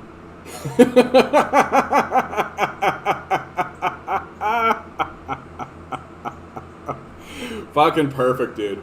Fucking perfect. I would, back when there still were, like, open mic nights and shit, I'd go to, like, comedy nights and stuff, and I would sing this song. It was always a favorite. It was always a fucking favorite. You whip that song out, man, and people are just like, I cannot believe that this is real. I cannot believe. I got kicked out of my Sunday school for saying this is all BS. Dude, I was a Kool-Aid drinker, man. I drank the Kool-Aid real bad. I was like full-blown evangelical Christian until I was like 25. I'll say 25, right? So like literally, like I went through high school. I went through university. It wasn't until I moved here to Toronto that I was able to like shake off the evangelical Christianity. And it's like, that's why I'm so forgiving. Like I am like very forgiving of people who get caught in indoctrination cycles and cults and things like this. I'm very forgiving because I myself, like, until pretty late, and for sure it held me back. For sure it was like a massive detriment to how I lost friends over it, for sure. I lost girlfriends over it, for sure. Like, it was like this big glaring thing in my life. And the only thing I hope to take away from it, and that I hope has happened because of it, is that it's left me with a more forgiving attitude. Hannity, Carlson, and Ingram should be sent to an island, maybe Haiti. Yeah. Like, are you kidding me? Like, these people are walking around saying they should starve workers back to work, which is not going to work. Like, that's the most embarrassing part about it. You would inflict this brutality against your own citizens, your own brothers and sisters, and it would fail. It would fail immediately. Like, get the fuck out of here. Just like total embarrassment. And like, Justin Trudeau is blaming conservative. Like, this is how fucking like shoot yourself in the face terrible these liberals are running this campaign. Justin Trudeau blames conservatives for cuts to housing, but those cuts actually began under the liberals. And like, why even make the claim? Hasn't Haiti been through enough? Yeah, exactly. Ruth, why do you want to inflict Haiti with Hannity, Carlson, and Ingram? Hasn't Haiti been through enough?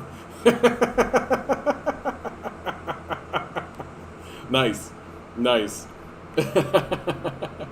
But like, why even bring it up, right? Like, why even bring this up? Like, literally, you're blaming conservatives for cuts to housing.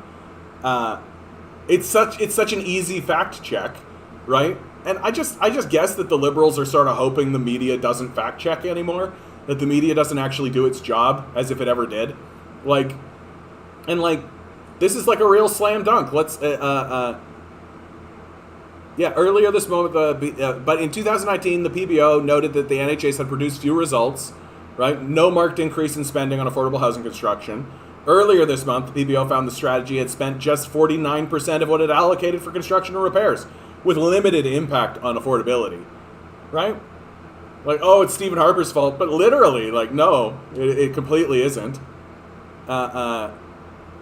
Your national housing strategy, right, begins 2008, 2009, right? Here's the pre-budget. They've got it like, it's like literally like a graph. They could just show it to you. Just be like, meh, there you go. And none of it matters because the billionaires buy all it up anyway. Who gives a fuck, right? Like, it's like this crisis, this housing crisis, this is what people aren't talking about in the media. This is what people are not talking about in the media, is that this crisis is a capitalist crisis. That the crisis of homelessness and poverty that I fight for and I organize people out on the streets in order to protest come out September 18th, 2 p.m., Yonge and Dundas Square, if you're here in Toronto, please. That crisis is twinned with the housing crisis because both are crises of capital. That capitalism generates these crises, and it can't do anything but do that. And there is no solution to these crises other than banding together and saying to these capitalists, hey, maybe go get fucked. Maybe go get fucked. Like, maybe go get fucked. Get out of here. Like, why are you here? Why are you hoarding all of the housing? Why are you hoarding all the wealth? Why are you hoarding all the money? Why are you hoarding all the resources for yourself for no reason whatsoever that anyone can decipher, right? What are you using it for? I mean, outside of just shooting a rocket into space every so often and, erecting a pedophile island with Jeffrey Epstein. But outside of that, what are you actually doing with that wealth if you're a capitalist? And the reality is that the capitalists are well aware of how the society is going. They're extremely aware that the society is collapsing into neo-feudalism. They're aware of it because they're the ones creating it. They're the ones planting the C4 at the base of the foundations of the society. They're the ones that are doing it. They know they're doing it. They know what's up, right? They're gonna blow it all up, and what's gonna be left, right? That this capitalist system is reverting into a form of neo-feudalism, right? And so everyone's standing up during this election and crying about housing prices, right? Oh, wealthy Canadians can't buy houses. Wealthy Canadians can't buy houses. Well, middle class people can't afford rent. Poor people can't afford rent. The disabled can't afford rent. Everybody can't afford any of this stuff because housing prices have gone crazy. Why? Because the capitalists are buying it all up and then destroying everything so that no one else can participate. That's why that we are reverting to a system of neo-feudalism. And so why are we treating this housing crisis as if it is somehow detached from all of the other capitalist crises? It's all one big crisis, right? That the liberals and conservatives are doing is they're taking a little tiny piece of it, right, and promising an improvement on it in order to shore up support amongst a small segment of their own base, when the reality is that that's just one small aspect of the larger problem, of the larger monster. It's like the liberals and conservatives are looking at one scale on the back of the dragon and saying, hey, we can shiny up that scale a little bit. Nope, it's time to confront the dragon. It's time to say, hey, there's a fucking dragon. Have you noticed? Right? We should confront that dragon. And here's the funny thing about it, is that if we all got our heads out of our asses and realized that we need to confront the dragon, right, that we need to take it on and we need to get rid of it, the second we did that, we would realize, oh fuck, this dragon is literally made of paper. Like, it's literally made of paper. Like, it's got no power. It's not gonna, like, be like Smaug and, like, fucking, like, big wings and blow fire and people die and chase all that kind of stuff. If we literally all got together and just agreed that this dragon is worthless and we should get rid of it, it would be like, well, I don't like that. If you do that, then I'm gonna leave.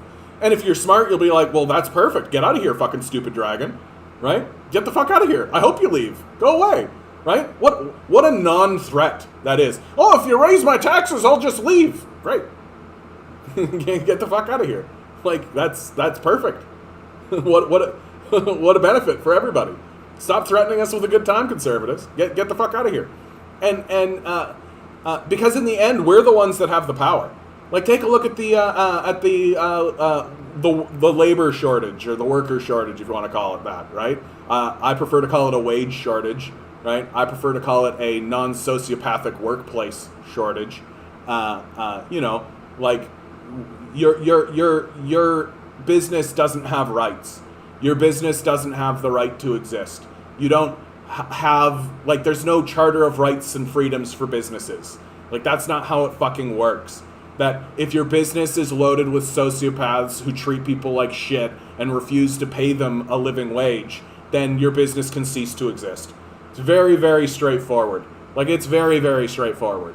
And you go crying to the government, and then, like, conservatives and liberals go, oh, poor baby, are you not able to get workers because you're abusing them too much? Well, here's some money so you can keep abusing your workers. Get the fuck out of here. Like, get the fuck out of here. And I am genuinely of the opinion, like, why are we giving any benefit supports at all to any of these businesses, right? Oh, your model collapsed because it's shitty? Isn't that the point? Isn't that the whole point of the capitalist model? That shitty systems that don't work fail? Isn't that the whole point? Weird how every single time your shitty system that doesn't work and fails, every single time that happens, you got to go to us. You got to go to the government and get a bailout, and then the government turns around and taxes us. Like, fuck all of that. Fuck all of that. All of that, right? It needs to go the fuck away. We all need to stand up, look at the dragon, realize that it's just a fucking paper dragon that we can push over, and actually build a real society. Because right now we don't have a society. Right now we have a business. Right? We have a business that keeps propagandizing us into believing we have a society. We don't have a society, right? That's total fucking bullshit. We don't have communities. We don't have any of that kind of shit. We just have, like, a fucking paper dragon constantly releasing articles telling us how great our society is. Like, it's just a fucking business. Ugh. Hey, Aga, how you doing today? Good to see you. Yeah. Organic general strike. I mean... And this is something that I've been wanting to talk about, like, for a long time, and I started to talk about it yesterday, but I'm going to start talking about it more in the hopes that, like, I actually get a clip out of it and I start to put the flame on these guys a little bit. Like, we have, like, I don't like to critique other commentators, right? Like, you see this thing that happens where you have, like, Jimmy Dore and Sam Cedar, and they go after each other and they critique one another on, like, absolutely bullshit terms. right? Like, and they're like nitpicking at one another, right? I see it happen all the time. I see it happen between, like, the serfs will go after people like Joe Rogan and Jimmy Dore and all this kind of stuff. I don't really like to do that, because my position is that we're all people, and people are going to do strange things and funny stuff, and all that kind of stuff, and everybody's trying, right? And if you're not trying, if you're being duplicitous, then I'm going to go after you. But I do have a major critique for people like David Dole of the Rational National, Lance from the Surfs, Thought Slime, all these guys, is they're more interested in their business than the movement, right?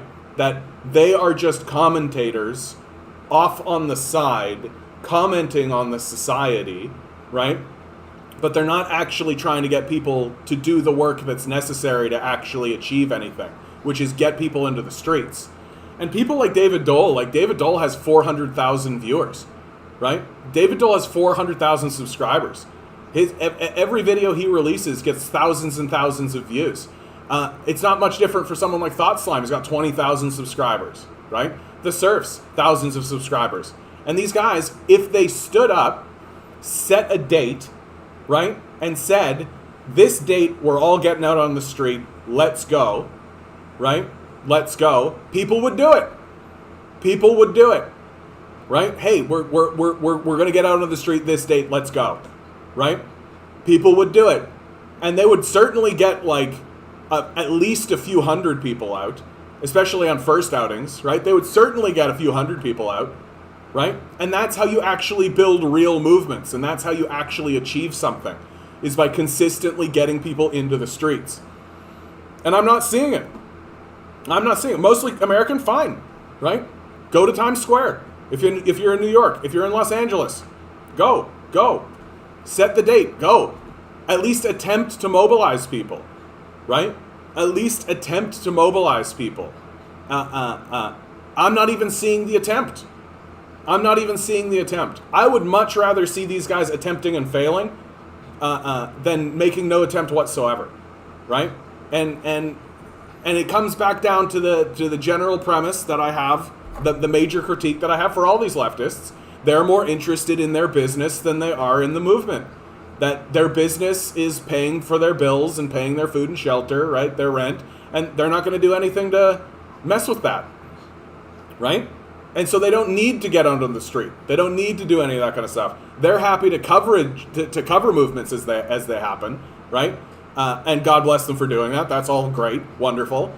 But, like, these guys are wielding significant power. They've got significant power. They can mobilize people onto the streets. They can do it. They're choosing not to, right? They're choosing not to. And I even have people who, like, when I say, like, hey, we should mobilize and we should get onto the streets, I get called an ableist for saying mobilize. Like, that's the childishness that we're dealing with, right? There's childishness within the left as well. And it's stuff like that. Like, no, saying we should mobilize is not ableist, right? Disabled people can mobilize. And when disabled people mobilize, they're actually more powerful than non-disabled people, right? They are. A disabled person getting out onto the street, presenting themselves, talking, that's way more powerful than if I go out on the street, right? So, yeah, disabled people can mobilize, and how dare you say they can't? Like, how dare you call it ableist just to use the word mobilize? Like, Jesus Christ. Yeah, they don't want to rock the boat and lose their monetization because they're more interested in their business than they are in the movement, right? And that's where they're at. That's right. But you're right, John. They hide behind the screen and just propagate the rhetoric. No action, though. Yeah, and capitalism and the capitalist death cult will completely be fine with that, right? As long as they are willing to just comment on things, as long as they're willing to just point at the society falling into disrepair, right? They don't care. They don't care if you stand on the side and comment about it. The capitalist death cult is fine with that. They don't give a shit about that at all. They're completely fine with you doing that. The only thing that they care about is if you actually get into the streets and do something about it. That's what they care about. And I don't see any of these guys actually doing that, right? I don't see them seizing that urgency. I don't see them concerned about that at all. and it's something that I think we actually genuinely need to, because these guys should be the leaders of the leftist movement. Like, absolutely. Lance from the Serfs, David Dole, right? The fellow from Thought Slime. There are others, right? Those guys should be the leaders of the growing leftist movement here in Canada, and they're not. And they're not interested in being that. And it's confusing to me. It's confusing to me. So this is me dropping the gauntlet, right? This is me issuing the challenge to all leftists who have subscriber bases of any amount. Start setting dates and start getting into the streets. Like, for real. You're the ones with the power. You can do it, and you should do it. Moreover, you should do it. And it's kind of confusing to me why you're not. Unless, of course, you're just in it because you care more about the business than you care about the movement. Prove me wrong. I'm glad to be proven wrong on this. I'm glad to be the asshole here. I'm glad to be proven wrong. Aga says, going back to what you said about Canada being a business, I remember back in the early 90s, I was taken aback by Jean Chrétien calling citizens customers. Exactly. Like, and we are viewed that way by both liberals and conservatives. You've got Stephen Harper, right? Remember he called us old stock Canadians, right? They view us not that much differently than cattle, right? That it's all about how do we get these guys to do all our work for us while we do no work whatsoever. That's what it's about. That's what it's about. And so, like, customers don't have rights, right? Like, customers don't have rights. Citizens have rights. Customers don't. Customers are beholden to a supply and demand. They're beholden to these the economic principles of neoliberalism, the religious ideology of neoliberalism, but they certainly don't have rights, right? And if people start to realize that, oh wait, we're citizens, we have rights, there's a Charter of Rights and Freedoms, right? If people actually remember that they have rights that are protected, then they might actually start act that way. And politicians don't want that. Politicians don't want to deal with a populace that understand that they have rights. They want a gullible consumer base. That's what they want. Can we just ignore the capitalist structures, establish new organizational structures independently and parallel, slowly gain participation while capitalist structures just become irrelevant? The problem with that, Null, it's not a bad idea, by the way, and it's something that does get suggested, like building co-ops and stuff like that. But the problem with that is that the capitalists wedge themselves in key infrastructure, right? Like, you can't just ignore the capitalists if they own the power grid, right? You can't just ignore the capitalists if they own the water supply, right? Like, this is ultimately the goal. Yeah, and there's nothing stopping you from doing that. You'd like to start a worker-owned business? Off you go, right? But understand that you're going to do that, and the capitalists are going to go after you, right? They're going to go after you in big ways, and they're not interested in you being successful, right? That's not what they're interested in at all. And I'm like, again, like, we should be doing that kind of stuff, absolutely. But the struggle we have right now is that we've handed an enormous part of our economy over to a small cabal of sociopathic billionaires, right? So, like, we will always have to confront them. We will always have to confront them. That confrontation is inevitable. It's just a question of how much suffering are we willing to tolerate until we get to that point.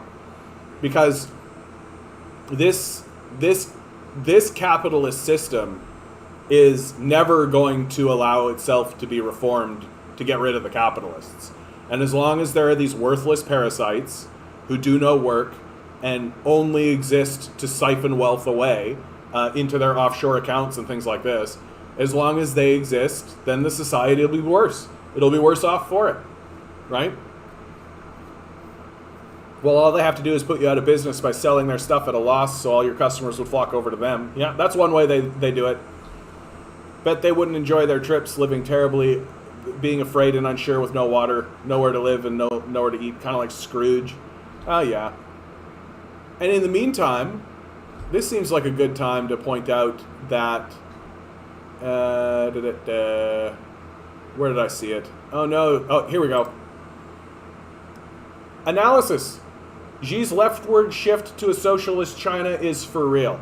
So, President Xi Jinping of China stood up and said in public, in front of everybody, we are going to start getting rid of the billionaires. We are going to start taxing them away. We are going to start redistributing wealth into the lower classes, right? To create a stronger middle class and to help people who are living in poverty, right?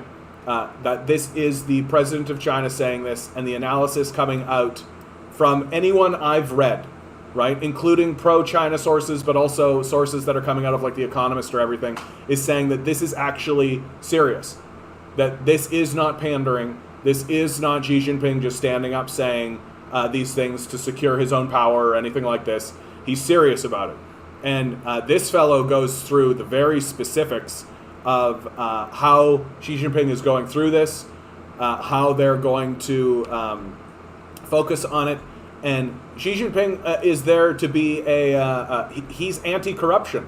That's his biggest achievement as a leader, is anti-corruption, is to find the people within his own power structure, within the Chinese Communist Party, who have merged their interests with the billionaire class and get rid of them. And he's doing that here in serious ways, right? So we have somebody... on Saturday, China's top anti-graft agencies said that the city's top official, Chinese Communist Party Zhu Zhengyong, my mistake, is under investigation for suspected serious violation of party disciplinary rules and laws. This is somebody who was considered to be an insider of President Xi Jinping's powerful Xinjiang faction, known as the New Xinjiang Army. Okay? So Xi Jinping is going after his own people. Right? His own people. And the reason he's doing this is because this fellow is governor of one of the provinces that where the billionaire Jack Ma lives. Right? And the two are getting a little too close to each other. And so China is doing everything it can to ensure that the billionaire class doesn't get out of control. Unlike what's happened here, right? The billionaire class is completely out of control here. Like, it's completely unaccountable to anybody. They can literally buy the entire political system and still have money left over. Like, it's like, we're in a quite serious situation. And the reality is that we have alternative models that we can turn to. Too often, a good idea that seeks to help people is taken over by parasites. I've seen it happen. In particular, a group here in Atlanta that formed to get gay, homeless kids off the street. Yeah. An influential woman with connections put a bunch of people on the board, kicked off the people who formed it to begin with, and turned it into a do-nothing organization that paid everyone a salary. Yep. Where it was volunteer before. Yeah, that's how the capitalists roll. Like, I am still of the opinion that the Communist Party of Canada, such that it exists here, has mainly been co-opted by capitalists, right? Like, that's mainly how they operate, right? Like, it's difficult to be like mad about it, because like if you've got $1 billion, like giving someone $1 million costs you basically nothing. That's pocket change, right? If he takes properties from foreign capitalists, beware the American empire. Oh, yeah, like these guys, like capitalists that are operating in China, like capitalists that operate here in the West, know that they are at the top. They write the rules, they buy the legislators, they understand that they're in an oligarchy and that they're in control. They get that that's the case. It's not the case in China. In China, the rules are written by the NPC, the National People's Congress. I did it. The National People's Congress, right? The laws are written by them. And if they see these billionaires doing something they don't like, they write a law and they do something about it, right? And the idea that a billionaire can buy influence within the party doesn't happen. And how do we know it doesn't happen? Because high-ranking officials are getting nailed, right? And the penalty for doing this kind of thing, like here in America, if a politician receives a gift or like a super PAC, right, comes in and they give a super PAC $1 million, right? Oh, that's just considered like politics here in America. If that occurs in China, the penalty for that is death. They have executed billionaires in China, right? They've executed billionaires in China for doing what is considered normal here in America. Like, it's it really put me off doing any volunteer work for a long time. It was sickening to see, and the sanctimony with which they did it. Yeah. Well, of course, capitalists are always going to be full of sanctimony, right? They think they're the best, right? I got everything I had because I worked hard and I'm smart and I'm the top of this meritocracy. It has nothing to do with the fact that I got free land from my daddy, right? Like, yeah, I could get places too if I got $1 million from my daddy, right? Like, yeah, oh, okay, Elon, you're super smart, right? You got everything by yourself, sure. Certainly has nothing to do with the fact that your dad literally owned slaves in apartheid South America and used those slaves, grinding them to emerald mines, right? That certainly has nothing to do with it, right? Like, Bill Gates, he's so smart and such a genius, has nothing to do with the fact that his rich parents literally got senators involved in his failing business to prop it up with taxpayer money. Literally has nothing to do with that. Like, we're so gullible and childish here. Like, it's like we can literally see the most obvious shit and just ignore it. We just ignore so much obvious shit. And then if a politician or a literal like propaganda outlet says like, Elon Musk is really smart, we're all just like, wow, Elon Musk must be really smart. Like, yeah, like if you had $1 billion, you'd be smart enough to figure out, I should buy a PR team, right? I should have some people who go around saying how awesome I am. Like that's pretty easy to figure out. This article right here was definitely in the running for me to do a full read of. I decided not to because ultimately, so the radical capitalist behind the critical race theory furor. So have you noticed in America how suddenly critical race theory has become like the big talking point? How suddenly everything is like anti-critical race theory and we need to go after critical race theory and it's brainwashing our children and it's this, that, and the other thing. Well, turns out, who's behind it? Oh, it's the fucking Koch brothers again. Oh, it's fucking Charles Koch. Fucking funding. What's the key one? What's the key one? Yeah, blah, blah, blah, blah, blah, blah. The popular story, not on just Fox News, but repeated by the New York Times, New Yorker, Atlantic, is that CRT became a national issue when a single conservative activist, Chris Ruffo, appeared on the Tucker Carlson in September 2020. But they go on to say, like, that's not true. He went on and then it died off and it didn't matter, right?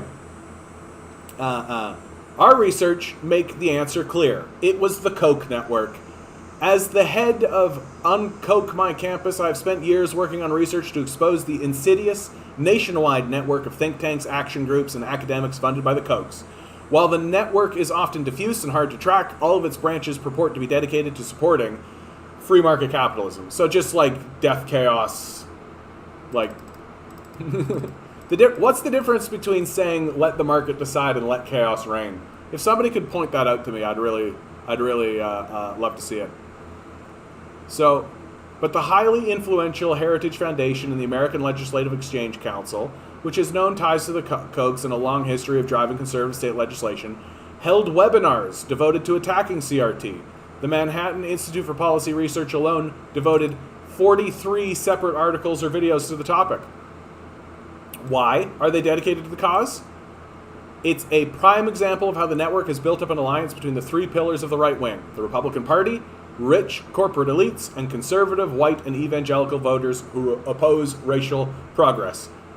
Racists. So these this again really points out like why even a single billionaire is dangerous, right? Why even a single billionaire is dangerous? Because a single billionaire can take a wedge issue like critical race theory, which is like high level academia. Critical race theory is like high level academia to be debated and discussed in a university setting. That's what it is, right? And when you actually talk to the professor, like I've seen clips of people talking to the professors of this stuff, and like it's obvious that the professors know what they're talking about, and it's obvious that the people on the other side of the camp who they bring in, the like literal white supremacists they have, are clueless idiots who have no idea what the subject is about, right? That's what critical race theory is, right? And like it's being used as an excuse to completely whitewash American history, to say things like, oh yes, First Nations people agreed with the white settlers that they would go and live in different land and that kind of shit. Yeah, right. Like, to just not talk about the history of slavery in the United States. To just completely whitewash these events in the curriculum. And it's being done completely because this guy wants it to be done. Because one man has the capital and the money and the will to do it. Suddenly we got to put up with this shit, right? That this isn't an issue that gets discussed seriously, right? This isn't something that we're all kind of deciding and moving. One guy has $1 billion, so he gets to say no, right? Billionaires are dangerous. It's dangerous to have a billionaire, and it's a failure of your society to have a billionaire, right? Like, you should not have billionaires. They should not exist. Period. Full stop. And if you have billionaires, you got to get rid of them. Like, it's literally like finding out you have a parasite and just deciding to live with the parasite. No one would make that decision, right? No one would make that decision. And the trouble is that the parasite can also infect your brain and convince you that the parasite is actually good. Like, that's part of how the parasite operates. I think they were also afraid people on the right might stop voting after the election was stolen, so get them whipped up. Let them stop voting. No, I understand what you're saying, though. Like, you need racists to come out and actually vote for you, right? Like, that's the real danger, actually. That's something that I don't hear a lot of people talk about. But this rhetoric that surrounds the whole, like, the election was stolen, right? Well, that's predicated completely on the idea that an election in the United States can be stolen, right?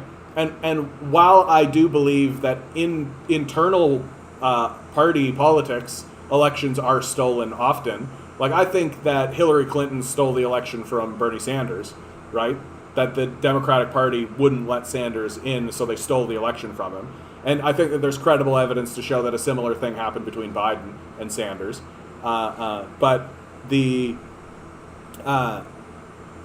general election itself, is not a stolen election, right?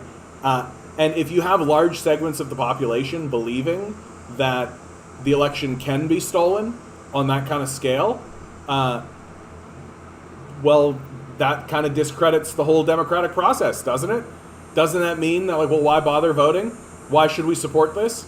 Right? Like, why should we even believe that this system is worth putting any energy into? And I mean, is the system worth putting any energy into? Good question. Good question. Especially considering that there's lots of gatekeeping that happens within the parties themselves. Like I just said, the Democrats, like, they're never going to let Bernie Sanders be the leader of that party. That's never going to happen, right? It wouldn't matter what the numbers were. They would just fake the numbers, right, and move on. And so, and by doing that, by overtly stealing these elections from Bernie Sanders, the Democrats basically set this up to allow Donald Trump to say, "Oh, the election was stolen," and have it sound kind of credible. Right? We watched it happen. We've seen the Democrats do it to Bernie Sanders twice. Like, why can't they do the same thing? Like, why? Like, and of course, if you're somebody who doesn't know anything about the system, you're not actually interested in evidence, really, you can believe it. And I think it's dangerous. I think it's dangerous to do. We'll see how this all shakes out with like a looming Donald Trump on the horizon. Huh? Are you guys looking forward to another 4 years with Donald Trump? I am. I'm super looking forward to another 4 years with Donald Trump, man. That guy, what a character. What a fucking character.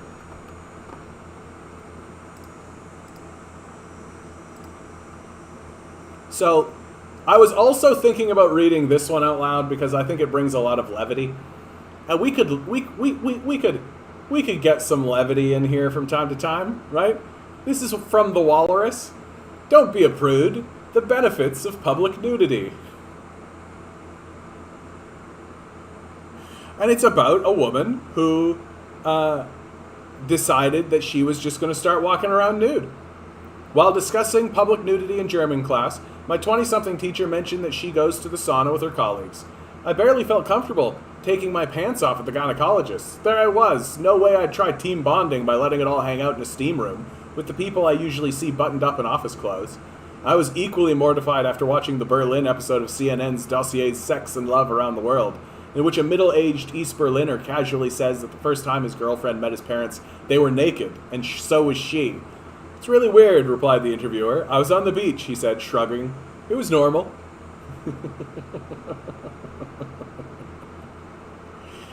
In small-town Ontario, where I grew up, nudity is almost a private affair. Yeah. And I read this article, and it was like a real fun read, honestly. You can see how long it is. I'm not going to read the whole thing out loud, obviously.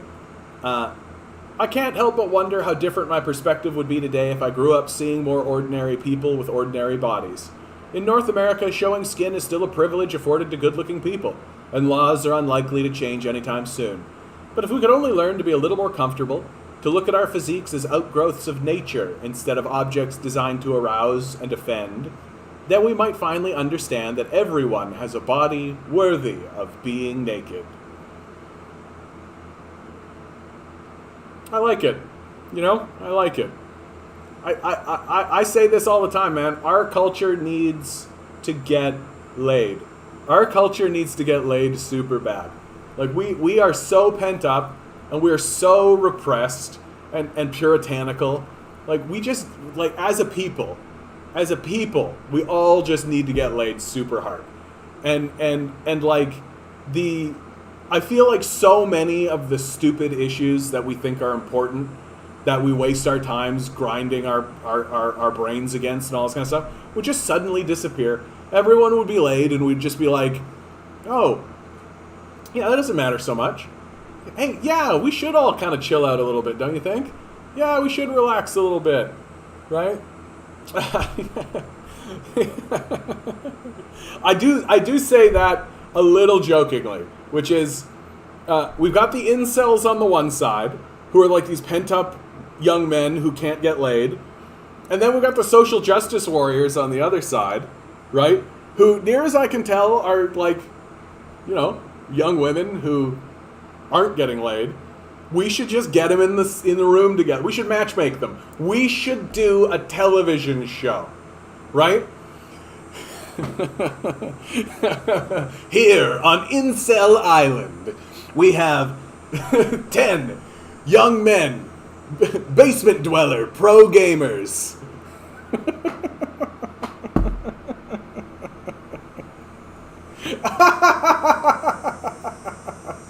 I would watch the shit out of this show. Let's do it. Let's get like 10 like incel dudes, right? And let's get like 10 like super hardline like feminist types, the social justice warrior types, right? Let's get them on a TV show together. What would be a good name for this, right? What would be a good name for this? I just said like Incel Island, but I don't like that name. That's not good. It's got to be something like Love in, and then some referral. I can't think of a good name. Oh well. Yeah, Hamlin's Point on Toronto Island is a nude beach, but you got to get like on a boat, you know? Like, so we've got like this nude beach here in Toronto, but it's like tucked away in a corner, you know? To get to it is like a real journey. You got to like really mean to go there.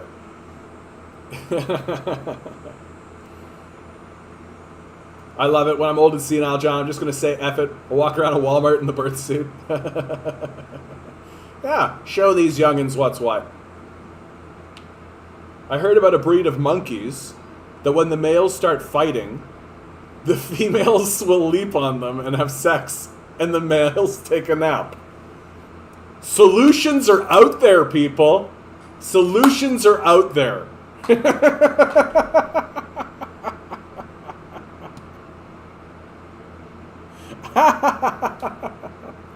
Like, honestly, I just, like, we as a people do need to just chill the fuck out. Like, the capitalist system is not letting us chill the fuck out. We're constantly ground into this machine. Oh, excuse me. Oh, excuse me. I would not feel so all alone. Everybody must get stoned. Ba ba ba ba ba ba. Everybody must get stoned. Boom boom boom boom boom boom. Everybody must get stoned. Boom boom boom boom boom.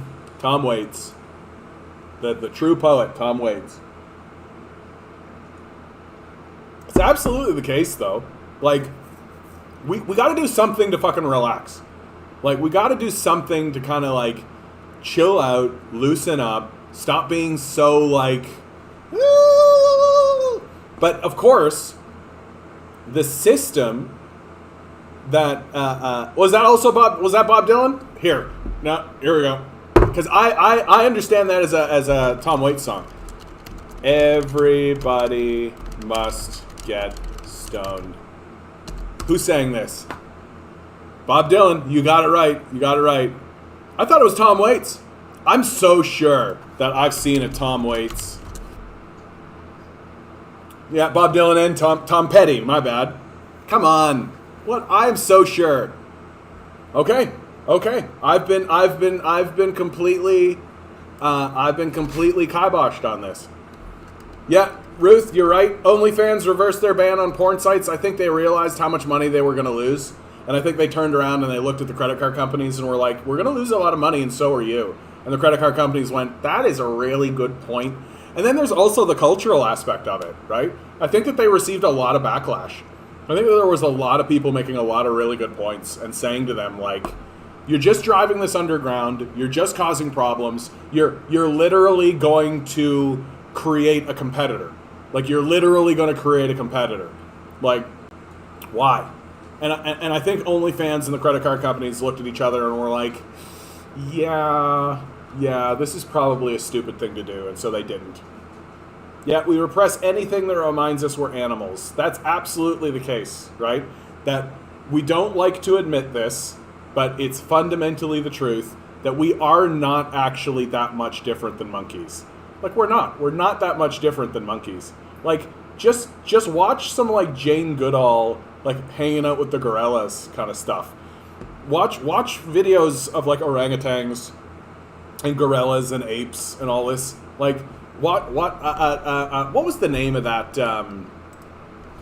I had a real breakthrough moment when I was, it was Coco the gorilla,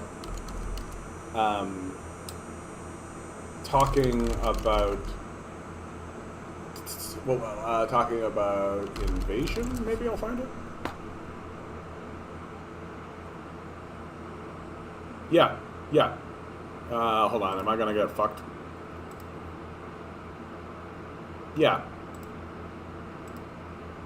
So you have they teach gorillas sign language, right?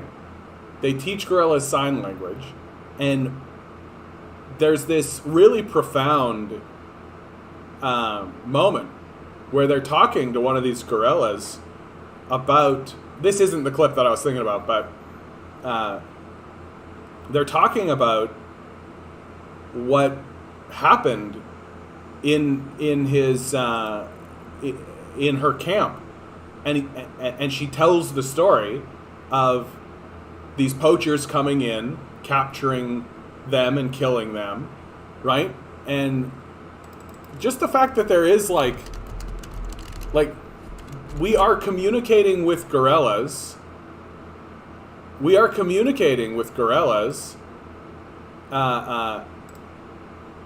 literally. Like, literally. Like, they're not able to speak the way that we speak, but we've created a language, sign language, that they can learn, and they can communicate things to us, right? And this is also a great clip because it's got Robin Williams in it. And, like, God bless Robin Williams. We miss you a lot. We miss you a lot, Mr. Williams. And like, I remember when I was, like, in my... One of the things that really helped me break out of evangelical Christianity was realizing that the narrative of sort of human supremacy that exists in white supremacist and evangelical circles is completely false. It falls apart the moment you, like, observe the most basic shit. Like, you literally have, like, a different species that we can literally communicate with, communicate with through sign language, that they can talk to us, that they can tell us their history, that they can tell us how they're feeling, that they can tell us all of this stuff that we refuse to believe animals are capable of believing, right? And I mean, like, I live with a little pug here, right? I got a little dog right over here. He's looking at me right now with his cute little eyes. And, like, he's not very smart. He's a 2-year-old, for sure. He's a 2-year-old. But we talk to one another. He talks to me. Like, when he wants things, he talks to me about it. When I want things, I can talk to him about it, right? And, like, he's never going to become, like, the president of a company or anything. He's never going to grow up, right? And I don't expect him to. But, like, he's, as near as I can tell, he's as sentient as any other 2-year-old I've ever met. And, like, I just, what we do to animals and what we do to ourselves is just absurd. It's just absolutely ridiculous. Like, imagine what we could do if we got rid of these dumbass billionaires, and if we got rid of this absurd fucking nonsense where we're saying, we've got to exploit everybody and everything needs to be completely one-to-one, like everyone needs to work all the time for a system that's abandoning them, all this kind of stuff. And imagine what we could do if we actually focused our endeavors simply on communicating with other species. That if we actually looked at the other species that exist on this plane of existence and said, hey, we should, like, talk to these guys. We should talk to these people. We should talk to them. We should figure it out. Like, we should talk to octopus. We should talk to dolphins. We should talk to apes. Look at this. This is so fucking... This is incredibly adorable, man. Maybe it reminds us we're going to die to think of ourselves as animals. Yeah, terror management theory. Yeah. And I also think it's a way to just self-aggrandize, right? That we can't imagine ourselves as animals because we are superior, right? And we have to imagine ourselves as separate. Like, so much, especially of Christian lore, is about separating things into different categories, right? God is up here, separate completely from us, who are here, and then the animals are down here, right? And that they're, like, clear, hard line, definite cuts, right? And near as I can tell, it's much grayer than that.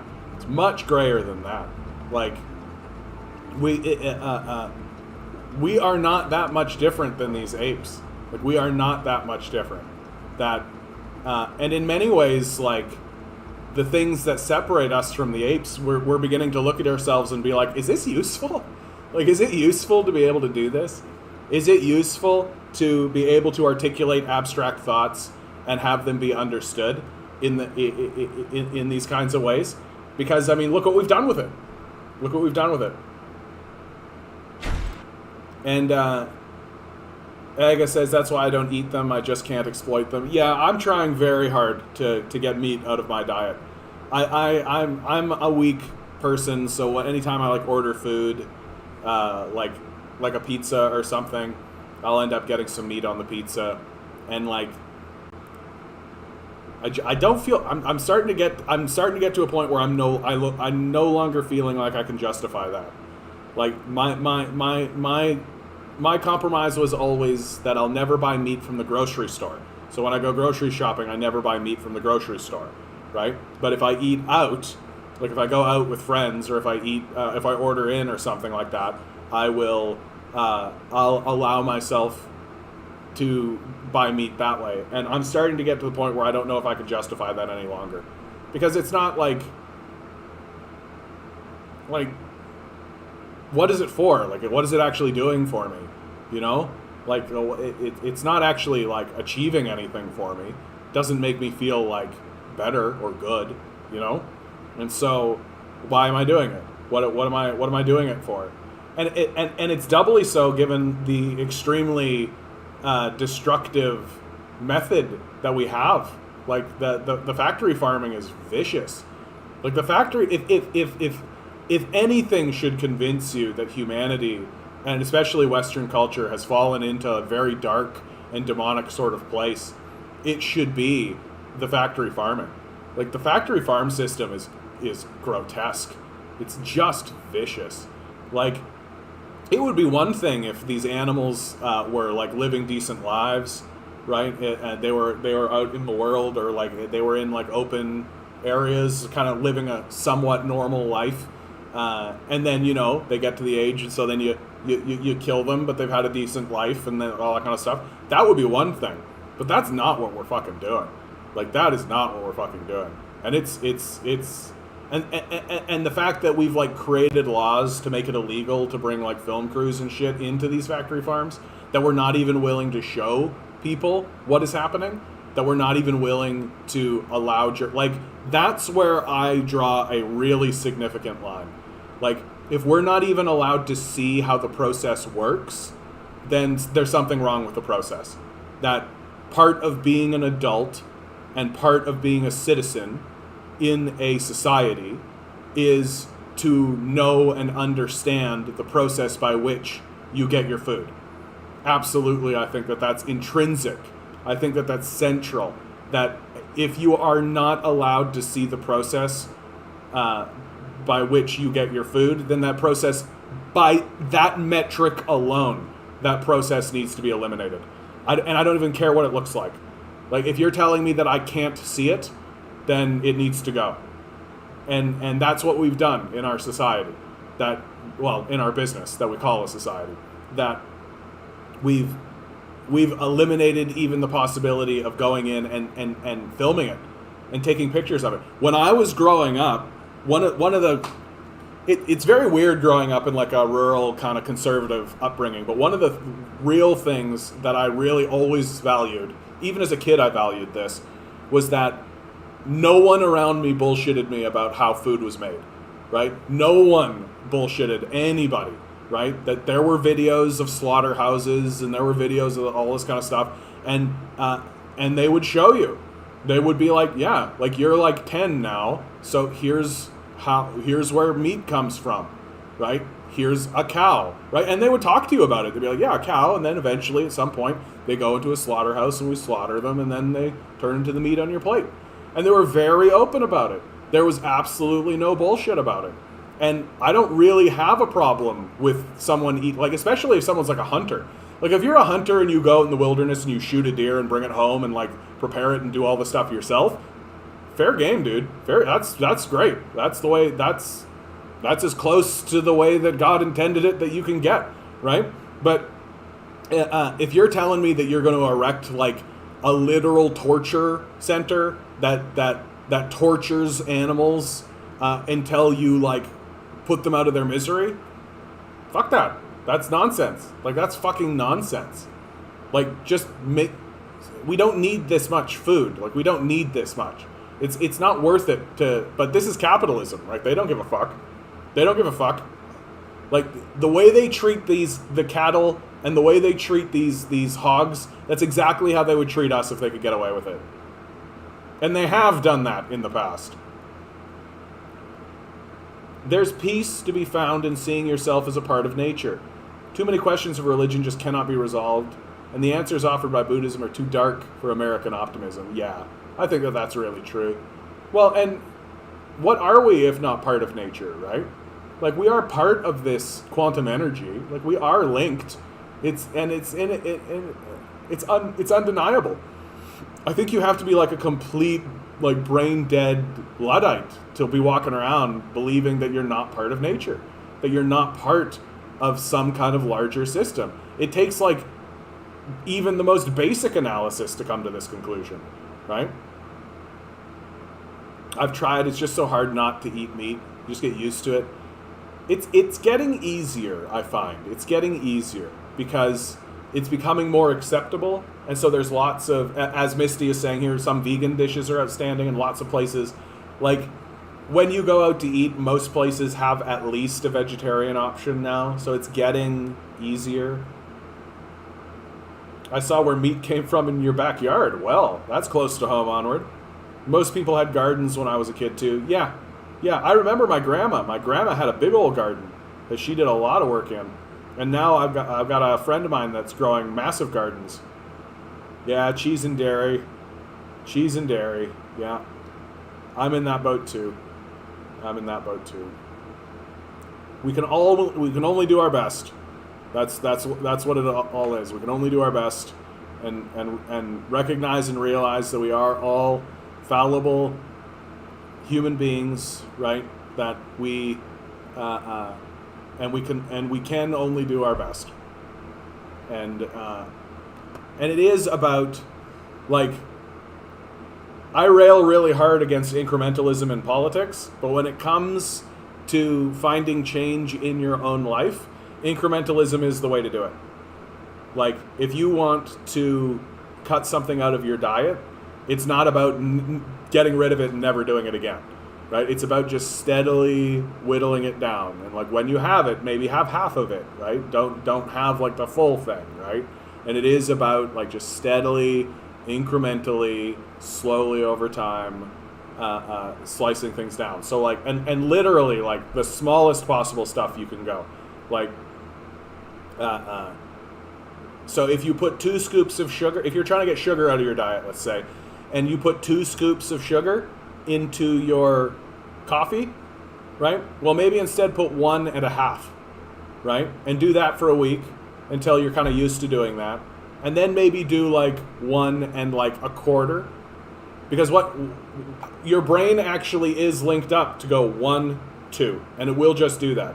And so when you start to just go 1, your brain will actually be like, you've missed something, something's wrong, right? Something's wrong, you've missed something. And so if you try to go from 1, 2 to nothing, your brain will literally be like, no, something's wrong, you've missed something, something's wrong. And so it's about kind of steadily, incrementally training yourself, and that's the most effective way to make things stick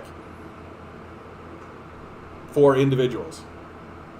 The new cheese from nuts and oat milk is the way to go.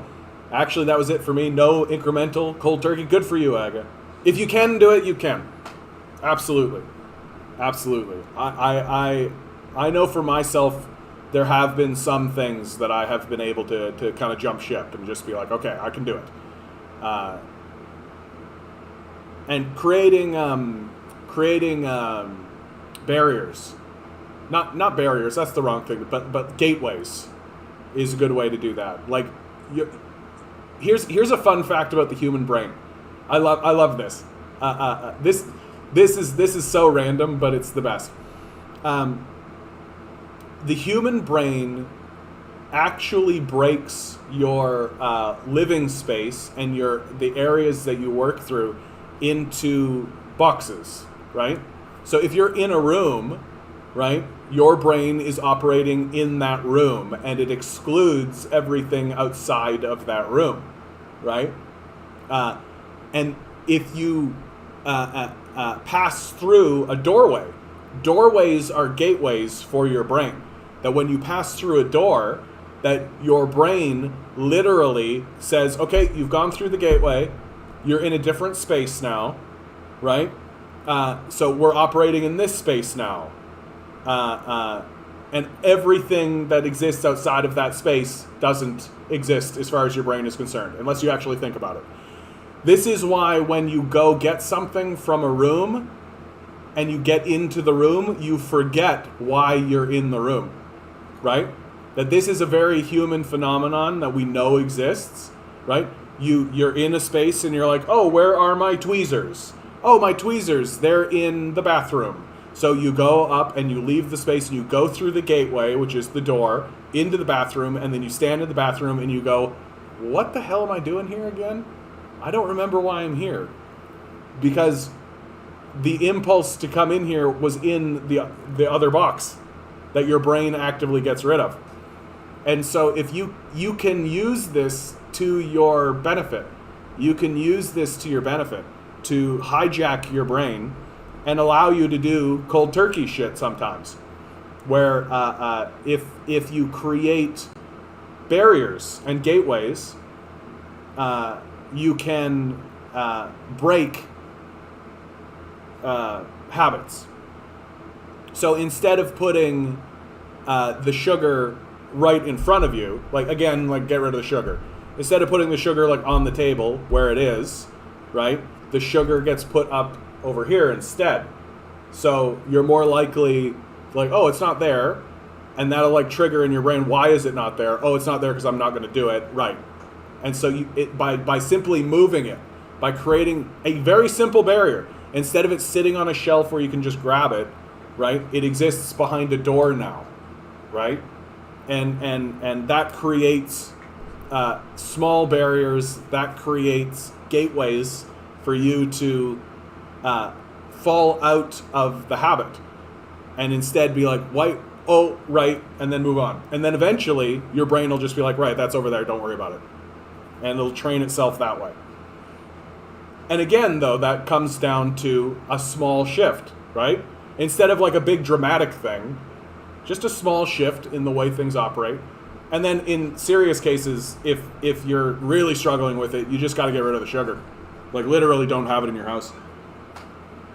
I've had to do that with certain things. That's how I am with ice cream. If I have ice cream, I just eat it. I just eat it. Doesn't matter how much. I just eat it. So I just don't have it in the house. And I know that if I do go and buy it, that I'm going to eat it. This is used on cognitive behavioral therapy too. Get up and change the scenery, change your mindset. Yeah. Guess that's exactly what you're explaining. Yeah. I've done that with internet dopamine loops. Yeah. That's a tricky one for me. I'm finding more and more that like I need to start building more barriers into my internet consumption. I mean, you guys see, right? Like I do all this kind of stuff, and then I come on here and I talk to you guys. But like when I'm done with the stream, like I gotta go do something else and get a little bit better at doing that. Especially on these hot days, right? You'd think I'd be able to like get out and get to the beach and all that kind of stuff, but no. Which, you know, if we were all on the beach, then everybody would have where everybody has a body that's worth seeing naked, right? I love this picture, man. I love this picture.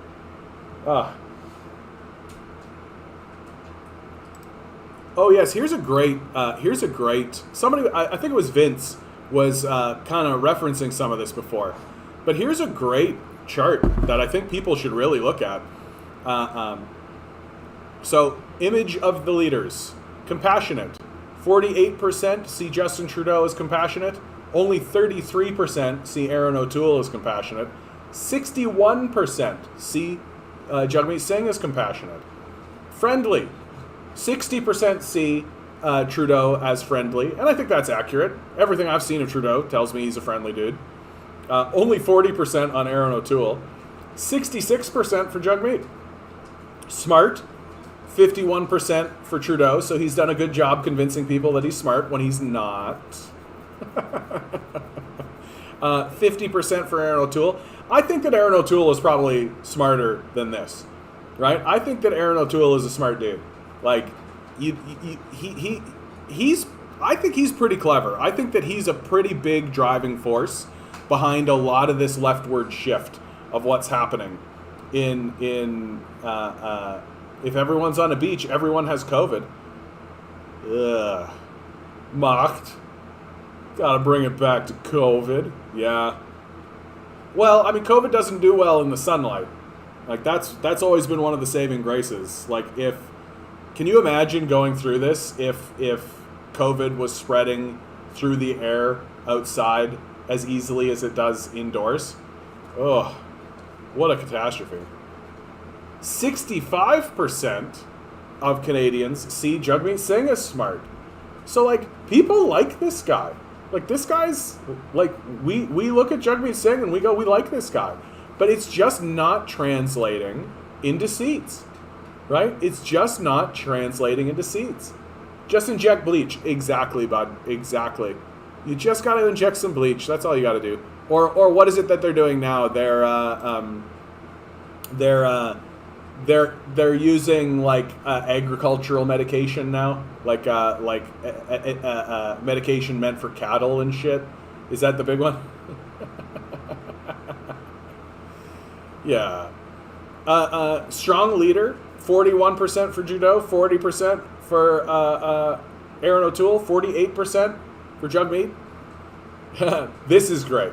Understands people like you, 35% for Trudeau, 32% for Aaron O'Toole, 51% for Jagmeet Singh.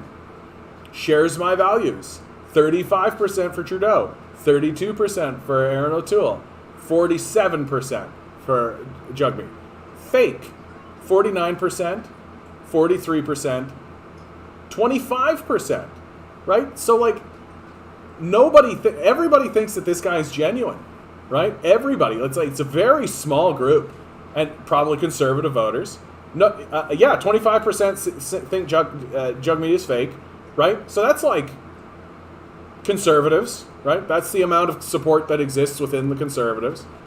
And then untrustworthy, 47%, 44%, 29%.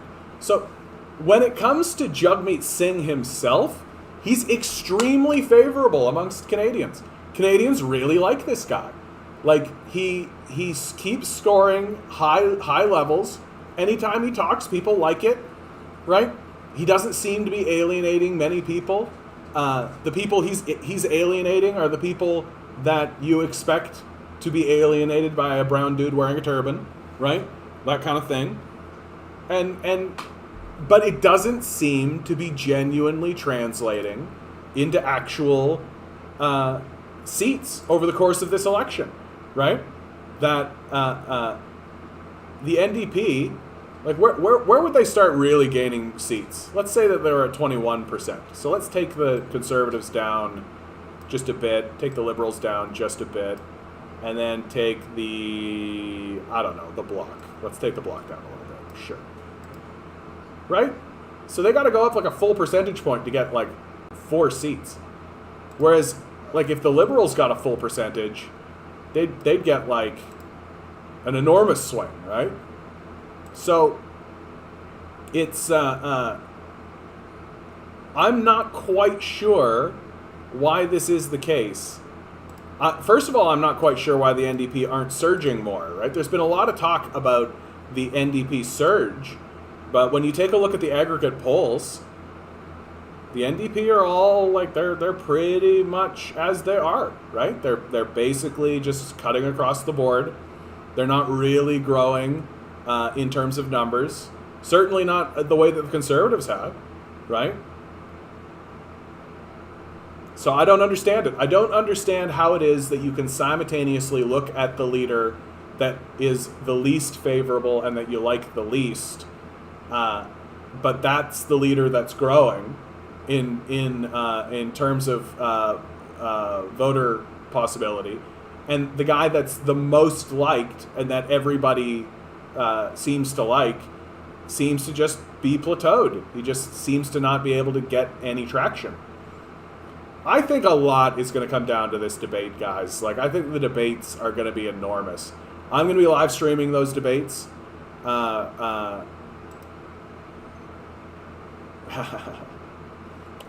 9th, I believe, is the English debates. And so I'm going to be live streaming the debates. The French debate is going to be a really, really big deal because Jagmeet Singh is yet to really break into Quebec. We've seen Quebec go orange before, right? We've seen Quebec go orange before.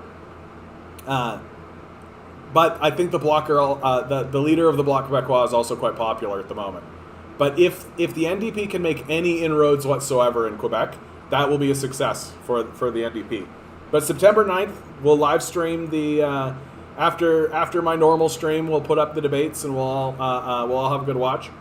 And hopefully, the polls start to go in Jagmeet's favor. I love this. This is from Millennial Snowflake. Economic planning doesn't work, which is why we're paranoid that China will usurp our place in the global economy. Yep.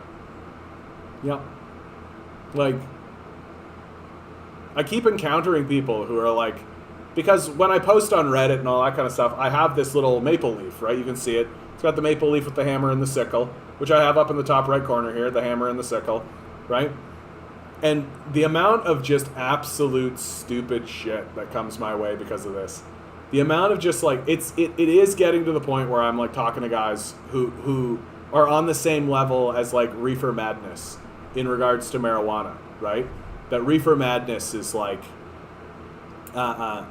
we all remember reefer madness, that it was this idiotic propaganda piece which convinced Americans that, if you smoke weed, you'll become insane and start to worship the devil and like all this kind of crazy shit. And like when the legalization of marijuana came in, you would encounter these people whose literal only opinion of marijuana was reefer madness. That you literally would be like, oh, you only watched that film and this is the only thing you know about marijuana.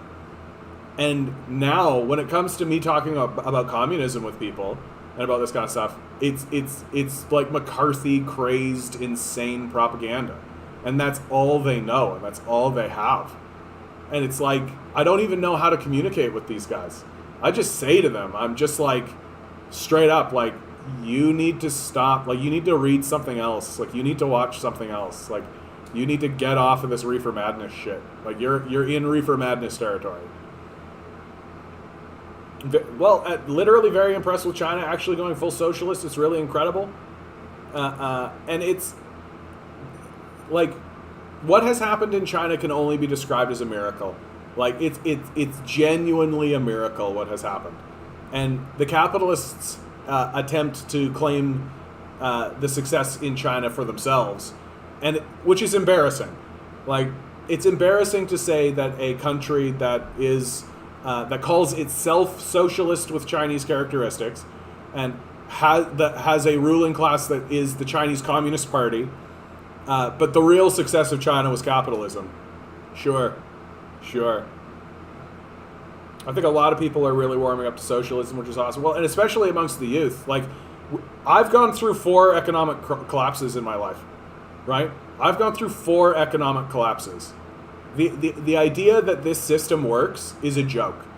Like, it's a complete and total joke. And even people who are somewhat benefiting from the system still, like, they're starting to see more and more that the system is a joke. Like, it doesn't work. Like, even now your doctors, lawyers, and engineers can't get houses. Like, the system is failing. And it's obvious. The only people who are walking around saying that capitalism works and is a great system are, like, old people who are stuck in, like, reefer madness territory. Or just, like, mummy's boys who, like, literally have just been coddled their whole lives, right? Like, if you actually go and you know, be an adult in the society and actually try to get a job and work a job, you can find out pretty quickly this shit doesn't work.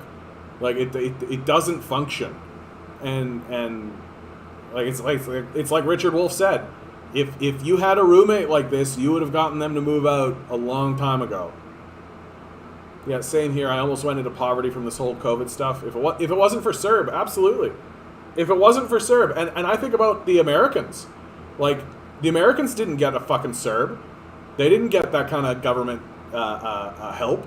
They didn't get that kind of assistance, right? They got like a one-time, $600 check at the beginning, and like recently got another like one-time 600. Like, these guys got fucking abandoned. Like, if you're living in America, you got fucking abandoned. And so is it any surprise at all that we've got like spiking homelessness? Is it any surprise at all that like, and simultaneously we've got an increase in sympathy towards socialism? Yeah, I feel bad for them. Didn't they get one thing for $1,200 or something? Yeah, like, but it was like a one-timer, right? Like, the pandemic's been going on, like, there's a reason why the Americans are basically like, well, gotta get back to work, right? Gotta get back to work. Like, hundreds of thousands of Americans have died because of COVID. And, like, it's just vicious what's happened. Like, it's barbaric what's happened in the United States. And the idea that that's happened and there's still people walking around defending capitalism, like, my God, I just can't imagine how deluded you must be as a person. Like, how do you even get out of your apartment? Like, how do you even get out of your house?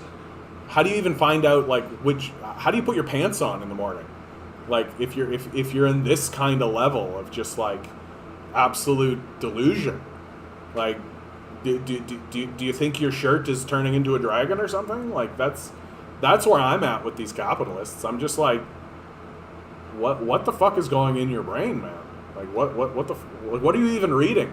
Like, and this is the other part. Like, what are they even reading? Like, I read a lot of media. I pay attention to a lot of media. I pay attention to The Economist. I pay attention to the New York Times, the New Yorker. Like, even these pro-capitalist outlets are not leaping to the defense of capitalism so readily, right? Like, sure, they'll publish a guy who is obviously like a PragerU hack or something like this, but they're becoming more sympathetic, and especially as somebody like Richard Wolff is walking around. Like, Richard Wolff is embarrassing the economic elites. Like, he had a debate with Kruger, Paul Krugman, and Krugman is supposed to be like, oh, the guy, right, the economist, and he just fucking embarrassed him. He just slam dunked him.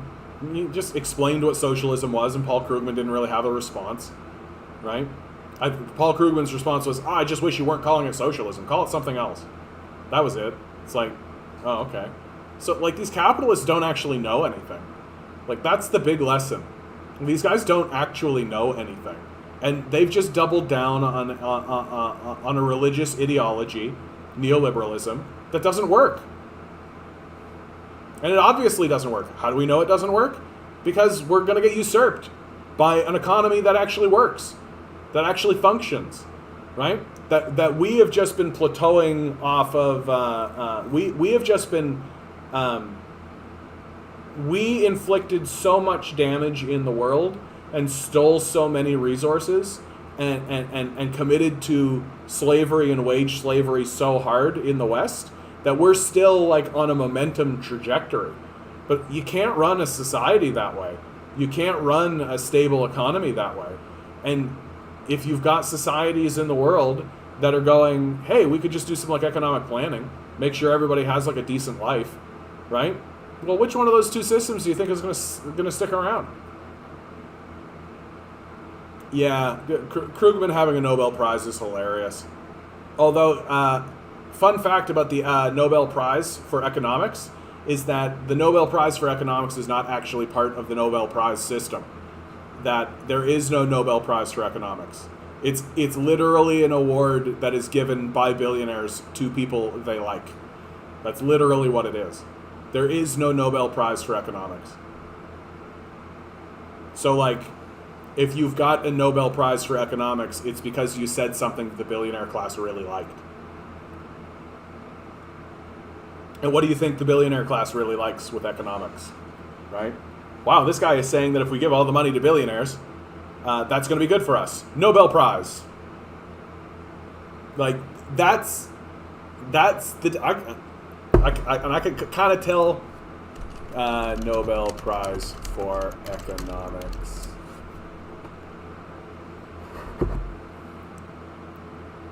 Nobel Prize in Economic Sciences. Yeah, it's an economics prize. Oh, yeah. While it is not one of the Nobel Prizes, which were established by Alfred Nobel, it is commonly referred to as the Nobel Prize in Economics. It was established in 1968 by a donation from Sweden's central bank to the Nobel Foundation to commemorate the bank's 300th anniversary. So it's basically a bank prize. All right, guys. Always remember, okay? You are divine beings standing on divine energy. Don't let these guys gaslight you and convince you otherwise. And dude, make sure you change that name, okay? Like, it was funny for today, but it's